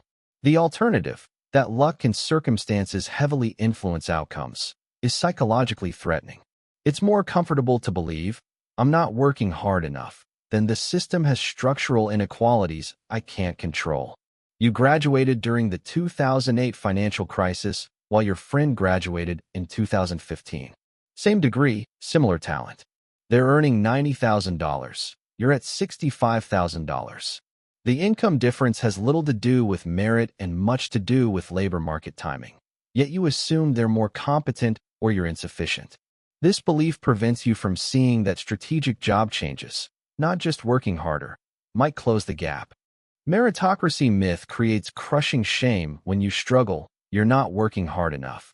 Prevents strategic thinking, you focus on effort not opportunity, and makes you miss that timing, luck, family wealth, geography, and social capital massively influence financial outcomes independent of merit. Hard work is necessary, but not sufficient. Timing, luck, networks, and structural advantages play huge roles that have nothing to do with your worth as a person. Financial outcomes aren't pure moral judgments on your character. But beyond myths about merit, we also trap ourselves through beliefs about scarcity itself. Trap 34. The scarcity mindset trap. Scarcity changes how you think. When resources feel scarce, your cognitive bandwidth narrows, your time horizon shortens, and your decision quality degrades. Poverty isn't just a lack of money. It's a psychological state that actively prevents escape. Sindel Mullainathan and Eldar Schaffer's research in scarcity. Why having too little means so much shows that scarcity of money, time, or any resource reduces cognitive capacity by the equivalent of 13 to 14 IQ points. Scarcity creates tunneling, intense focus on the immediate need at the expense of everything else, including long-term planning. When money is tight, you make worse financial decisions not because you're bad with money, but because scarcity has literally reduced your cognitive capacity. You take payday loans, terrible long-term, because you're tunneled on immediate need. You can't think about retirement because all your bandwidth is consumed by this month's rent. Scarcity isn't a mindset you choose. It's a cognitive state imposed by circumstances. Your brain is functioning exactly as designed, prioritizing immediate threats over long-term planning. The problem is this response, adaptive for short-term crisis, becomes maladaptive when scarcity is chronic. You're living paycheck to paycheck. Your car breaks down, $800 repair. You can't pay, so you put it on a credit card at 22% interest. You couldn't afford it then. Now you're paying $176 annually in interest alone. Scarcity forced a decision that makes scarcity worse. The reduced cognitive capacity caused by financial stress led to a choice that deepens financial stress. Scarcity mindset creates vicious cycles. Stress reduces decision quality. Bad decisions worsen circumstances. Worse circumstances increase stress. It prevents long-term thinking precisely when long-term thinking is most needed. Escaping requires external intervention or windfall because your cognitive architecture is compromised. If you're in scarcity, your decision-making is impaired through no fault of your own. The way out isn't trying harder with compromised cognition. It's creating any form of buffer that restores cognitive capacity, even if that buffer seems financially suboptimal. And the inverse trap is equally dangerous. When you have abundance, different psychological traps emerge. Trap 35, the abundance blindness trap. Once you have enough money to cover needs, additional income often leads to lifestyle inflation rather than wealth building because you lack systems to capture the surplus. Abundance doesn't automatically lead to security. It just reveals different traps. Richard S. Turlin's paradox shows that beyond basic needs, $75,000 to $95,000 depending on location, additional income doesn't increase happiness, yet people continue pursuing it. Research on lifestyle inflation shows spending rises nearly 1:1 with income increases for most people. Without intentional systems, surplus disappears into invisible consumption upgrades. You get a $20,000 raise. Instead of saving it, your lifestyle expands to absorb it. Better apartment, nicer restaurants, more frequent travel. A year later, you feel no more financially secure than before the raise. The abundance was real but temporary. It converted into lifestyle rather than wealth. Abundance removes the forcing function of scarcity. When you couldn't afford something, the decision was made for you. With abundance, you must actively decide not to spend, which requires willpower and systems. Without intentional redirection, money flows to consumption by default. You go from $50,000 to $80,000 income. You calculate that you'll save the extra $30,000 annually, minus taxes, so $20,000. Year later, you've saved $2,000. The rest disappeared into slightly nicer apartment for $100 per month, eating out more, $200 per month, better car, $250 per month, subscription upgrades, spontaneous purchases. None felt significant individually, but collectively they consumed the surplus. Abundance blindness means income increases don't translate to wealth increases. You're running faster on the same treadmill. More problematically, you adapt to the higher lifestyle, making it feel necessary rather than optional. If income decreases, you can't easily downgrade without psychological pain. Money not actively directed toward specific purposes disperses into lifestyle inflation. The trap isn't having money. It's having money without systems that capture it before your lifestyle expands to absorb it. These identity and belief traps, fixed self-concepts, moral frameworks, meritocracy myths, scarcity mindset, abundance blindness, they show how what you believe about money shapes what's possible with it. But there's one final cluster of traps, the ones created by the systems you exist within. Trap 36, the default path trap. Your financial life follows a default path: college, job, marriage, house, kids, retirement. That was designed for an economic era that no longer exists. Following the default path without questioning it often leads to worse outcomes than deviating from it would. Research on default effects by Shlomo Benartzi shows people overwhelmingly accept default options even when customization would serve them better. Path dependence research demonstrates that early decisions constrain future options in ways we don't anticipate. The default path persists because it's socially validated, even as economic fundamentals have shifted. You graduate with $80,000 in student loans for a degree in a field paying $45,000 because that was the default path. You buy a house because renting is throwing money away, even though the math doesn't work in your market. You're following a script written for different economic conditions. The default path has social acceptance and established narratives. Deviating requires justifying your choices constantly and tolerating others' disapproval. Following defaults feels safe because everyone else is doing it. If it's wrong, at least you're wrong with everyone else. You buy a house at 28 because it's time to build equity. But your city has expensive real estate. You might relocate for career opportunities, and the transaction costs plus opportunity cost of the down payment mean you'd need to stay 7+ years to break even.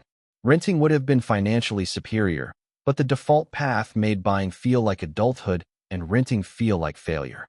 Default path following creates massive financial consequences from unexamined assumptions. You take on debt for education that doesn't pay for itself, buy houses that trap you geographically, have kids before financial stability because it's time, and wonder why the promised prosperity never materializes. The default path is a 1950s script running on a 2025 economy. It worked when college cost $5,000, houses cost 3x annual income, and pensions existed. Question every default before accepting it. But it's not just following defaults that traps us. It's also how the choices available to us have been pre-designed by others. Trap 37. The designed environment trap. Nearly every spending environment has been engineered using behavioral psychology to maximize extraction from you.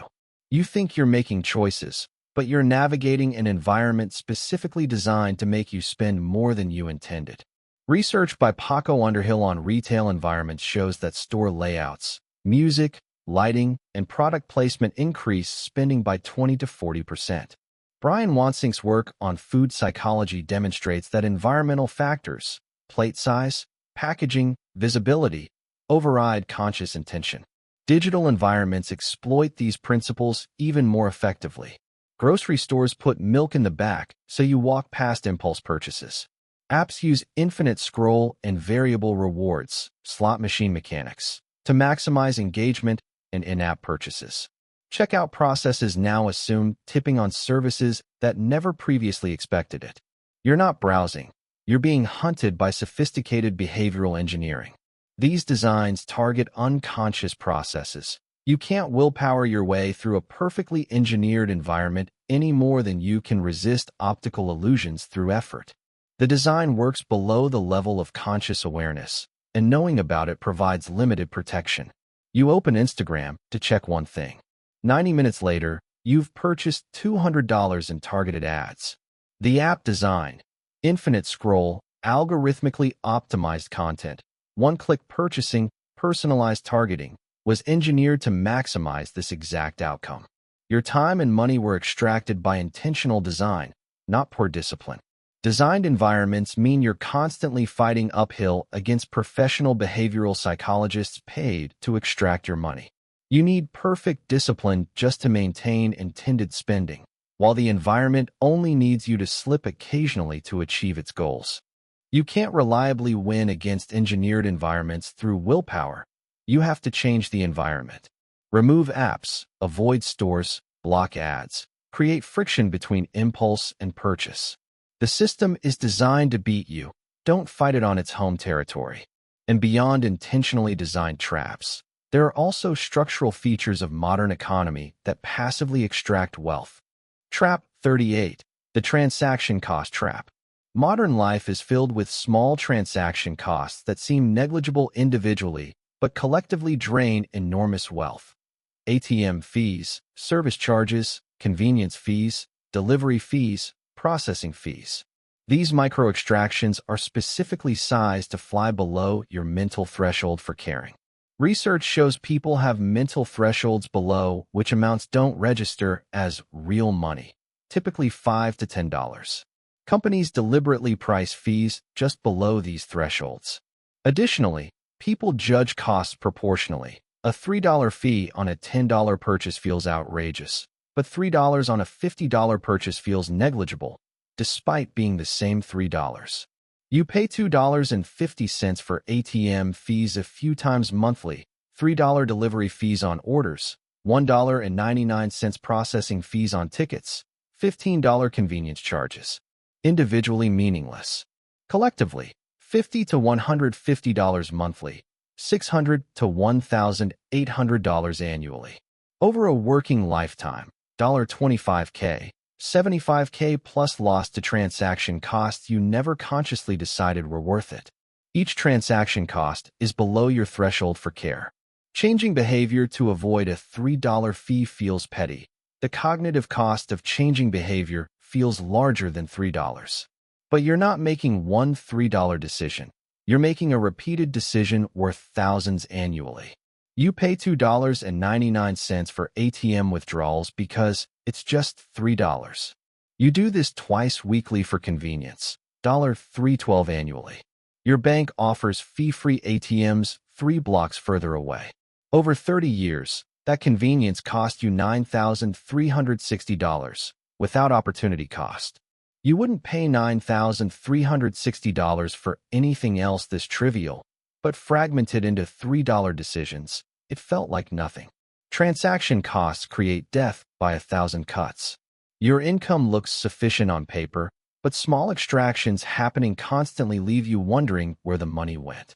You're being rent-seeked by dozens of entities extracting small amounts designed to avoid your attention. Small amounts repeated frequently are large amounts in disguise. Any fee under $5 feels dismissible, which is precisely why they're priced there. Aggregate your transaction costs quarterly, and you'll be shocked by what nothing costs. But beyond transaction costs, there's an even larger structural trap: how knowledge itself has become gatekept. Trap 39. The information asymmetry trap. Every major financial transaction involves professionals who know far more than you. Real estate agents, financial advisors, insurance brokers, lenders. They're using expertise to extract value from your ignorance, and the system is designed to keep you dependent on intermediaries. George Akerlof's Market for Lemons research shows information asymmetry leads to market failure. The informed party extracts value from the uninformed. Research on expert services shows that even when clients could learn the information, the time cost of doing so keeps them dependent on intermediaries who may not act in their best interest. Your real estate agent represents both buyer and seller, claiming to work for you while getting paid more if you overpay. Your financial advisor recommends high-fee funds they get kickbacks on. Your insurance broker sells you coverage you don't need because commission is higher. The expertise gap is real, but it's being exploited, not bridged. Financial decisions are complex, high stakes, and infrequent. You can't develop expertise through repetition. Intermediaries position themselves as helpful guides, and sometimes they are. But the incentive structure often rewards them for extracting value from you, not for serving your interests. You buy a house. Your agent says, "This is a great price for this neighborhood." You trust them. They're the expert. What you don't know: comparable houses sold for 8% less 6 months ago. This house has been on market for 90 days, suggesting overpricing. And your agent gets paid 3% of the sale price, meaning they make $6,000 more if you pay $200,000 more. Their expertise was used against you. Information asymmetry means you systematically overpay on major purchases, undernegotiate on major sales, accept suboptimal financial products, and miss opportunities you didn't know existed. Over a lifetime, this could be hundreds of thousands in value transferred from you to intermediaries. Whenever someone knows much more than you about a transaction and gets paid more if you make a specific choice, assume their advice is compromised until proven otherwise. The solution isn't trusting less, it's learning enough to evaluate the advice. And beyond individual information asymmetries, there's a broader trap about how the entire economic system has shifted. Trap 40. The labor value extraction trap.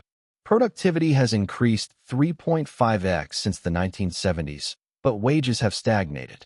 The value you create increasingly flows to capital owners, not labor.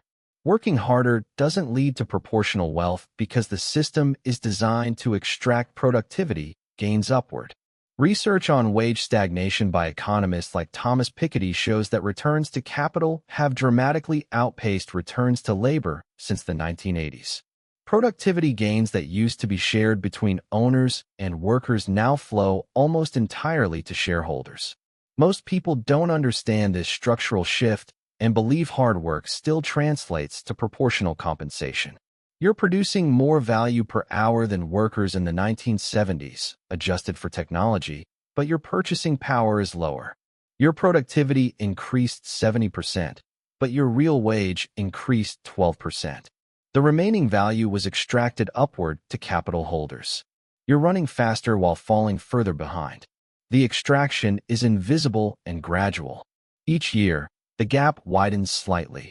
too slowly to create crisis, fast enough to compound dramatically over decades. Additionally, the meritocracy myth makes you believe that if you're not getting ahead, you're not working hard enough, when actually the entire structure of value distribution has changed. Your company reports record profits, up 40% over 5 years. Your salary increased 8% over the same period. Your productivity directly contributed to those profits, but value flowed to shareholders. You weren't rewarded proportionally for the value you created because the system legally requires companies to maximize shareholder value, not employee compensation. Labor value extraction means that for most people, working harder doesn't build wealth, it enriches others. The path to wealth increasingly requires transitioning from selling labor to owning capital, but most people don't realize this until late career. You're playing a game where the rules ensure labor loses. Working hard makes someone rich. The question is whether that someone is you or your employer's shareholders. Building wealth increasingly requires owning assets, capital, not just selling time, labor. The system isn't broken. It's working as designed to extract upward. But understanding these systemic traps, defaults, designed environments, transaction costs, information asymmetry, labor extraction, only matters if we recognize the deepest trap of all. Trap 41, the learned helplessness trap. After repeated failed attempts to improve financially, you develop learned helplessness, the belief that your actions don't influence outcomes. This leads to passivity precisely when action would help, creating a self-fulfilling prophecy of continued struggle. Martin Seligman's research on learned helplessness shows that repeated exposure to uncontrollable negative outcomes leads organisms to stop trying, even when circumstances change and action would succeed. This applies to financial circumstances. Enough failures to escape poverty create behavioral shutdown. You've tried budgeting, failed. Tried saving, had an emergency that wiped it out. Tried side hustles, didn't work. Now you're passive. You don't try new financial strategies because experience taught you nothing works. But the failure might have been bad timing, wrong strategy, or insufficient resources, not proof that change is impossible. Learned helplessness is adaptive in truly helpless situations. Conserving energy when action is futile makes sense. But it persists even after circumstances change. Your brain learned financial action equals failure, and now avoids all financial action, including actions that would actually work in current circumstances. You tried to save for an emergency fund 3 times over 5 years. Each time, a car repair, medical bill, or work interruption forced you to spend it. Now you don't try to save, it feels pointless. But maybe now you have better income, fewer dependents, or cheaper housing. The conditions that caused past failures have changed, but your learned helplessness hasn't. Learned helplessness creates the most tragic trap, giving up right before things might have worked. It converts temporary setbacks into permanent conditions because it stops you from trying new approaches. The system defeated you just enough that you stopped fighting, ensuring continued defeat. Past failures prove only that previous strategies failed in previous circumstances. They prove nothing about what's possible now, with different strategies, in different conditions. The trap isn't that nothing works, it's that you've stopped trying to find what does. So we've explored the systemic traps, defaults, engineered environments, transaction costs, information asymmetry, labor extraction, learned helplessness. These aren't individual failures, they're features of the environment. But there's one more cluster, the traps that emerge from how we relate to uncertainty itself. Trap 42, the certainty premium trap. You pay enormous premiums for certainty, avoiding volatility, risk, and ambiguity even when doing so guarantees worse outcomes. The psychological comfort of knowing exactly what will happen costs you wealth you'll never accumulate. Research by Chip Heath and Amos Tversky on preference for certainty shows people will accept significantly worse expected values to avoid uncertainty. Ambiguity aversion research by Daniel Ellsberg demonstrates people prefer known risks over unknown risks, even when unknown risks have better odds. The certainty effect shows people overweight outcomes that are merely probable compared to certain outcomes. You keep money in savings accounts earning 0.5% certain, instead of index funds averaging 7 to 10% uncertain, because you can't lose money in savings. You're losing money to inflation and opportunity cost, but the losses are invisible and slow. You've paid an enormous certainty premium for the comfort of seeing your numbers stay the same. Uncertainty triggers anxiety. Your brain treats uncertain losses as more threatening than certain slow decline. This made sense evolutionarily. Uncertain threats, predators in the dark, required maximum caution. But financial markets aren't predators. Volatility isn't danger. Your fear response is misfiring. You refuse to invest in stocks because I could lose everything. Over 30 years, keeping $50,000 in savings safely at 1% yields $67,000. That same money in diversified index funds at 7% yields $380,000. Your certainty preference cost you $313,000. This safety bankrupted your retirement. Certainty premium makes you systematically choose worse outcomes because they're predictable. You avoid career changes with upside because they're uncertain. You keep bad jobs because the paycheck is certain. You're paying a lifetime wealth penalty for emotional comfort. Certainty is usually an illusion. Your safe savings account is certainly losing value to inflation. The question isn't certainty versus uncertainty. It's which uncertainties you'll accept. Choose the ones with better expected outcomes. But it's not just avoiding uncertainty. We also systematically misunderstand risk itself. Trap 43, the ruin confusion trap. You confuse risk with risk of ruin.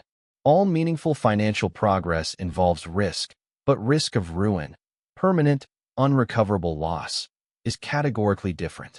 Avoiding all risk because you're confusing it with ruin keeps you permanently stuck. Nassim Taleb's work on ergodicity and ruin shows that repeated small risks can be rational. You can recover, but single catastrophic risks are irrational. You can't. Behavioral economics research shows people don't distinguish between these categories. All risk triggers similar avoidance. This leads to simultaneously taking wrong risks, high ruin potential, while avoiding right risks, recoverable. You won't invest $5,000 in learning marketable skills, low risk, recoverable, high upside. But you'll take a variable rate mortgage with low initial payments, catastrophic risk if rates rise. You've confused which risks lead to ruin and which lead to growth. Your brain has one category, threat. It doesn't naturally distinguish between might lose $5,000 and might lose everything. All loss potential triggers similar fear responses. But conflating these categories makes you avoid beneficial risks while accepting catastrophic ones. You won't leave your $45,000 job to try a new field where you might start at $40,000, temporary, recoverable loss, because it feels risky.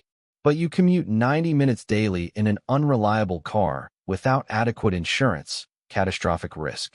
You're treating the recoverable risk as dangerous while accepting genuine ruin risk as normal.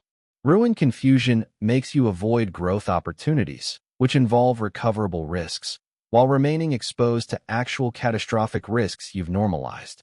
You optimize for the wrong kind of safety. Ask of any risk. Can I recover from the downside within 2 to 3 years? If yes, it's not ruin, it's growth potential. Avoid ruin risks ruthlessly.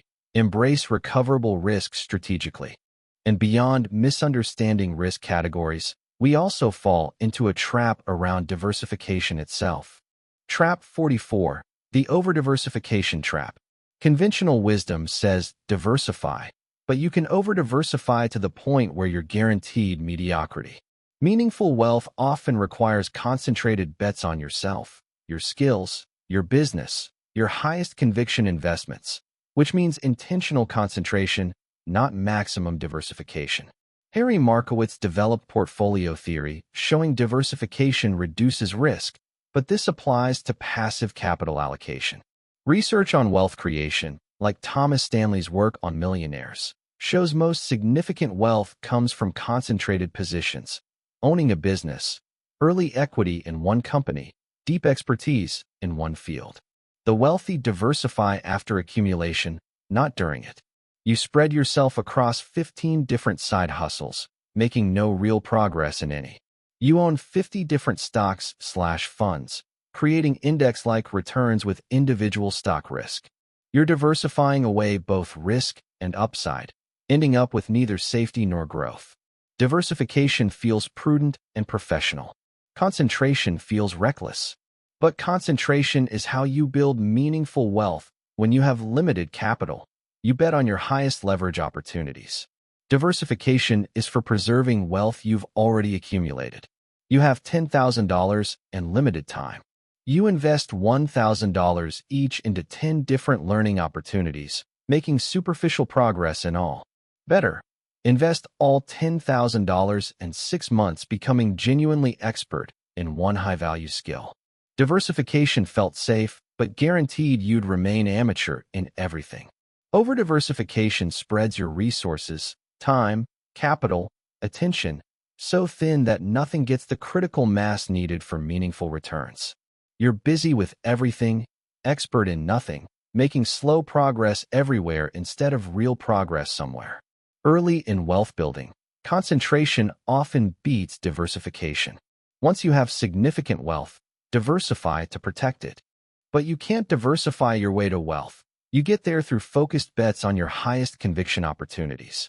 But beyond how we allocate resources, there's a deeper trap about our relationship with failure itself. Trap 45, the failure stigma trap. You treat financial failures as permanent marks of shame rather than information and iteration. This makes you risk-averse in exactly the domains where experimentation would serve you, turning temporary setbacks into permanent limitations. Carol Dweck's work on growth mindset applies directly here. People with fixed mindsets see failure as revealing permanent inadequacy. Growth mindsets see failure as learning. Research on entrepreneurship shows that failure rates are high, but serial entrepreneurs who persist eventually succeed at rates much higher than first-time entrepreneurs, but only if they learn from failure rather than internalizing shame. Your side business failed after 6 months. Instead of analyzing what didn't work and trying again with adjustments, you conclude, "I'm not entrepreneurial," and never try again. The failure became identity rather than data. Culture treats financial failure as moral failure. Bankruptcy carries stigma. Business failure feels like personal failure. We're taught that success is the only acceptable outcome, making failure feel like it reveals something fundamental about your worth. This prevents iteration, which is how most success actually happens. You launched a freelance service, got 3 clients, then lost momentum and quit after 4 months. You tell yourself you failed at freelancing. Reality, you succeeded at getting clients but failed at the operational and marketing systems. That's specific, fixable information, not proof of fundamental inability. Failure stigma makes you dramatically more conservative than optimal. You'll only try things where success feels certain, missing the entire category of high upside opportunities that require iteration. You get 1 attempt at most things, when you actually need 3 to 7. Every successful person has a trail of failures they don't talk about. Failure isn't the opposite of success. It's the price of admission. The only real failure is stopping after 1 attempt and calling it proof instead of calling it data. So we've seen how uncertainty and risk trap us through certainty premiums, ruin confusion, over-diversification, and failure stigma. But there's one final layer of traps, the ones that emerge in the actual pursuit of wealth. Trap 46, the arrival fallacy. You believe that reaching a financial milestone will fundamentally change how you feel. When I make $100,000, I'll feel secure. But adaptation and hedonic treadmill ensure the goalpost moves. You're chasing a feeling that can't be purchased by reaching external markers. Daniel Gilbert's research on effective forecasting shows people consistently overestimate how long positive events will impact their happiness. Philip Brickman's work on hedonic adaptation demonstrates that lottery winners return to baseline happiness within a year. The arrival fallacy, termed by Tal Ben-Shahar, shows people expect achievement to bring lasting satisfaction, but experience only brief fulfillment before new dissatisfaction emerges. You've spent years thinking, When I make $75,000, I'll feel successful. You make $75,000. For 2 weeks, you feel accomplished. Then it becomes normal, and you start thinking, when I make $100,000, then I'll really have made it. The goalpost moved automatically.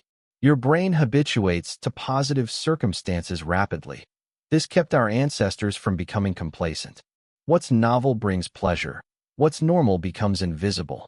So achievements deliver brief satisfaction, then baseline resets, creating the need for the next achievement to feel that satisfaction again. You hit your goal, $50,000 in savings. You expected to feel secure and accomplished. You feel it for a week. Then your brain recalibrates. $50,000 isn't actually that much. $100,000 would be real security. The feeling you were pursuing didn't arrive with the milestone because the feeling comes from progress, not from arrival.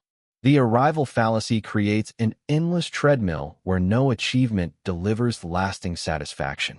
You're perpetually pursuing the next milestone, believing it will finally provide the feeling you seek. Meanwhile, you never enjoy what you have because your attention is always on what's next. Financial goals don't deliver sustained feelings. They deliver brief hits of accomplishment followed by adaptation. If you're pursuing money for how you think it will make you feel, you're chasing something that evaporates on contact. But it's not just that arrival disappoints. It's also that we're measuring the wrong things entirely. Trap 47, the metric obsession trap. You optimize for easily measured metrics, income, net worth, savings rate, while ignoring harder to measure but often more important factors: flexibility, time autonomy, stress levels, relationship quality. What gets measured gets managed, but you're measuring the wrong things.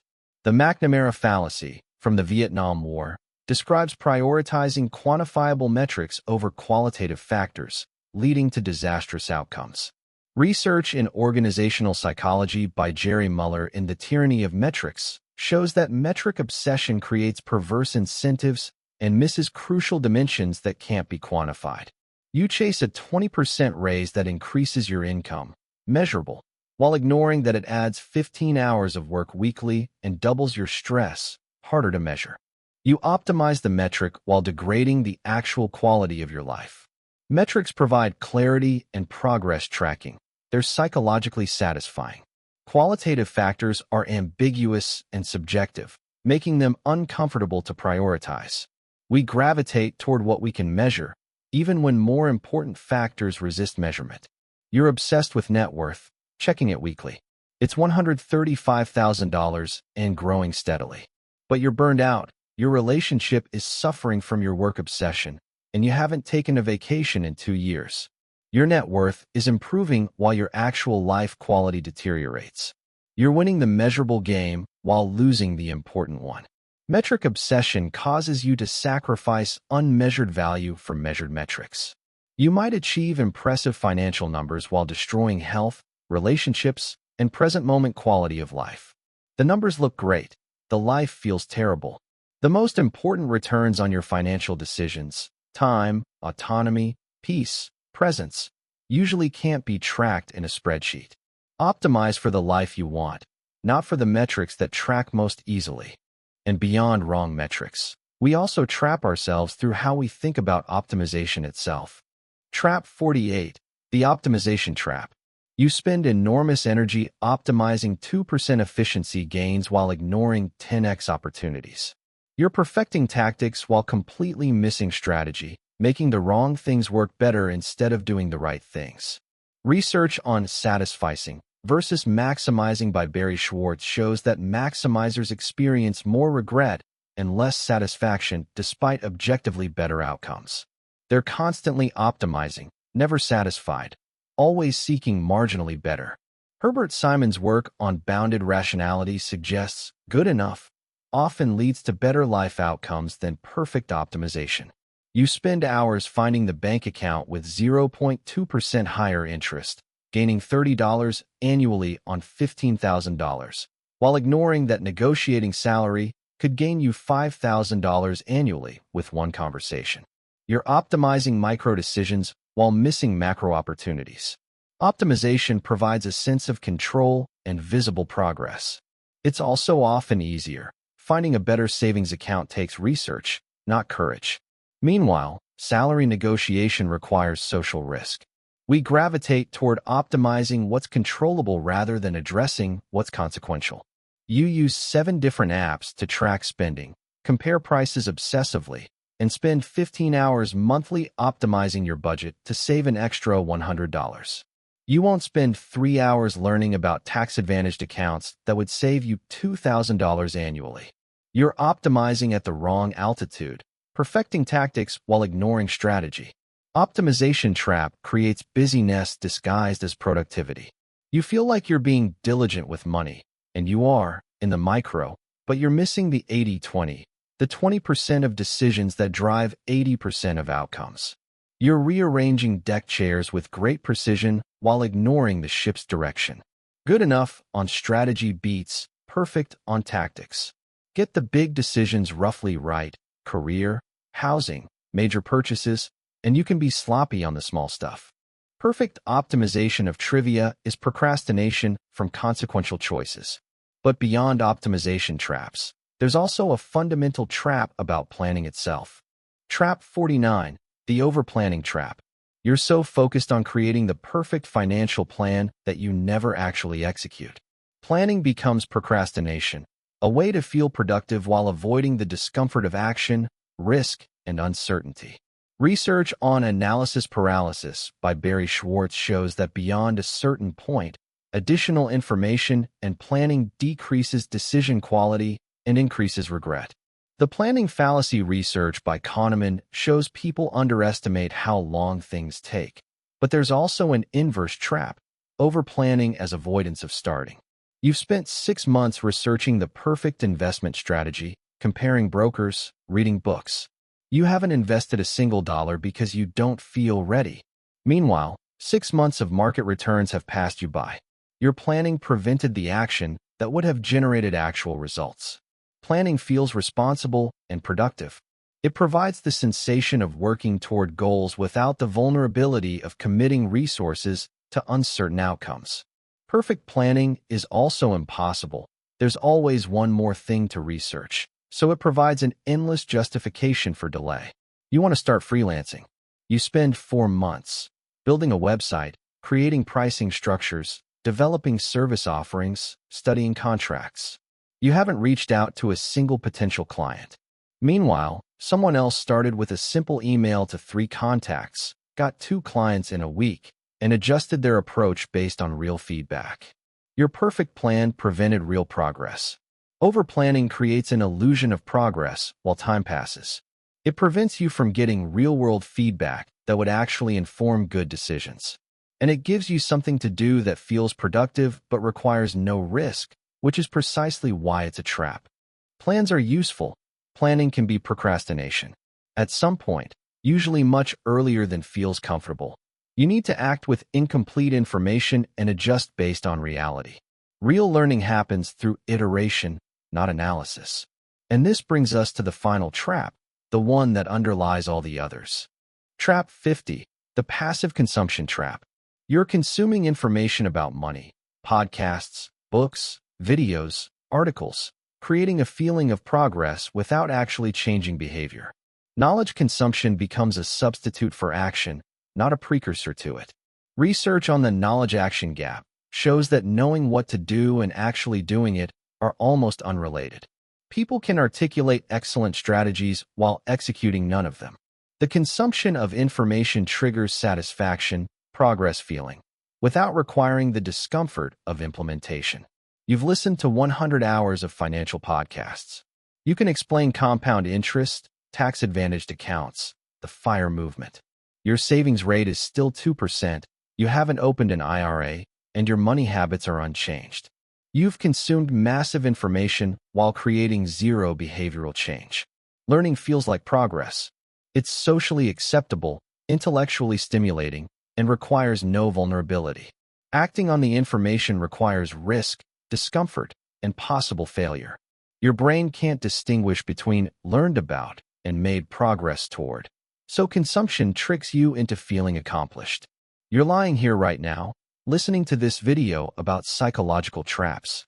You're nodding along, recognizing yourself in several traps, feeling like you're addressing your financial psychology. But if tomorrow you wake up and do nothing differently, if no behavior changes, then this was entertainment disguised as education. Consumption masquerading as progress. Passive consumption creates the greatest trap of all, believing you're working on the problem when you're actually avoiding it. You feel financially educated, but education without implementation is just trivia. Years pass, your knowledge grows, your situation stays the same. This video identified 50 traps. You don't need to address all of them. You need to choose one, just one, and change one behavior tomorrow. Otherwise, this was a bedtime story about financial traps you'll remain caught in. Knowledge that doesn't change behavior isn't wisdom, it's entertainment. So here we are. 50 traps. 50 different ways your psychology, your social context, your cognitive architecture, and the systems you exist within can keep you stuck financially. If you have enjoyed this journey, don't forget to hit that subscribe button. Good night.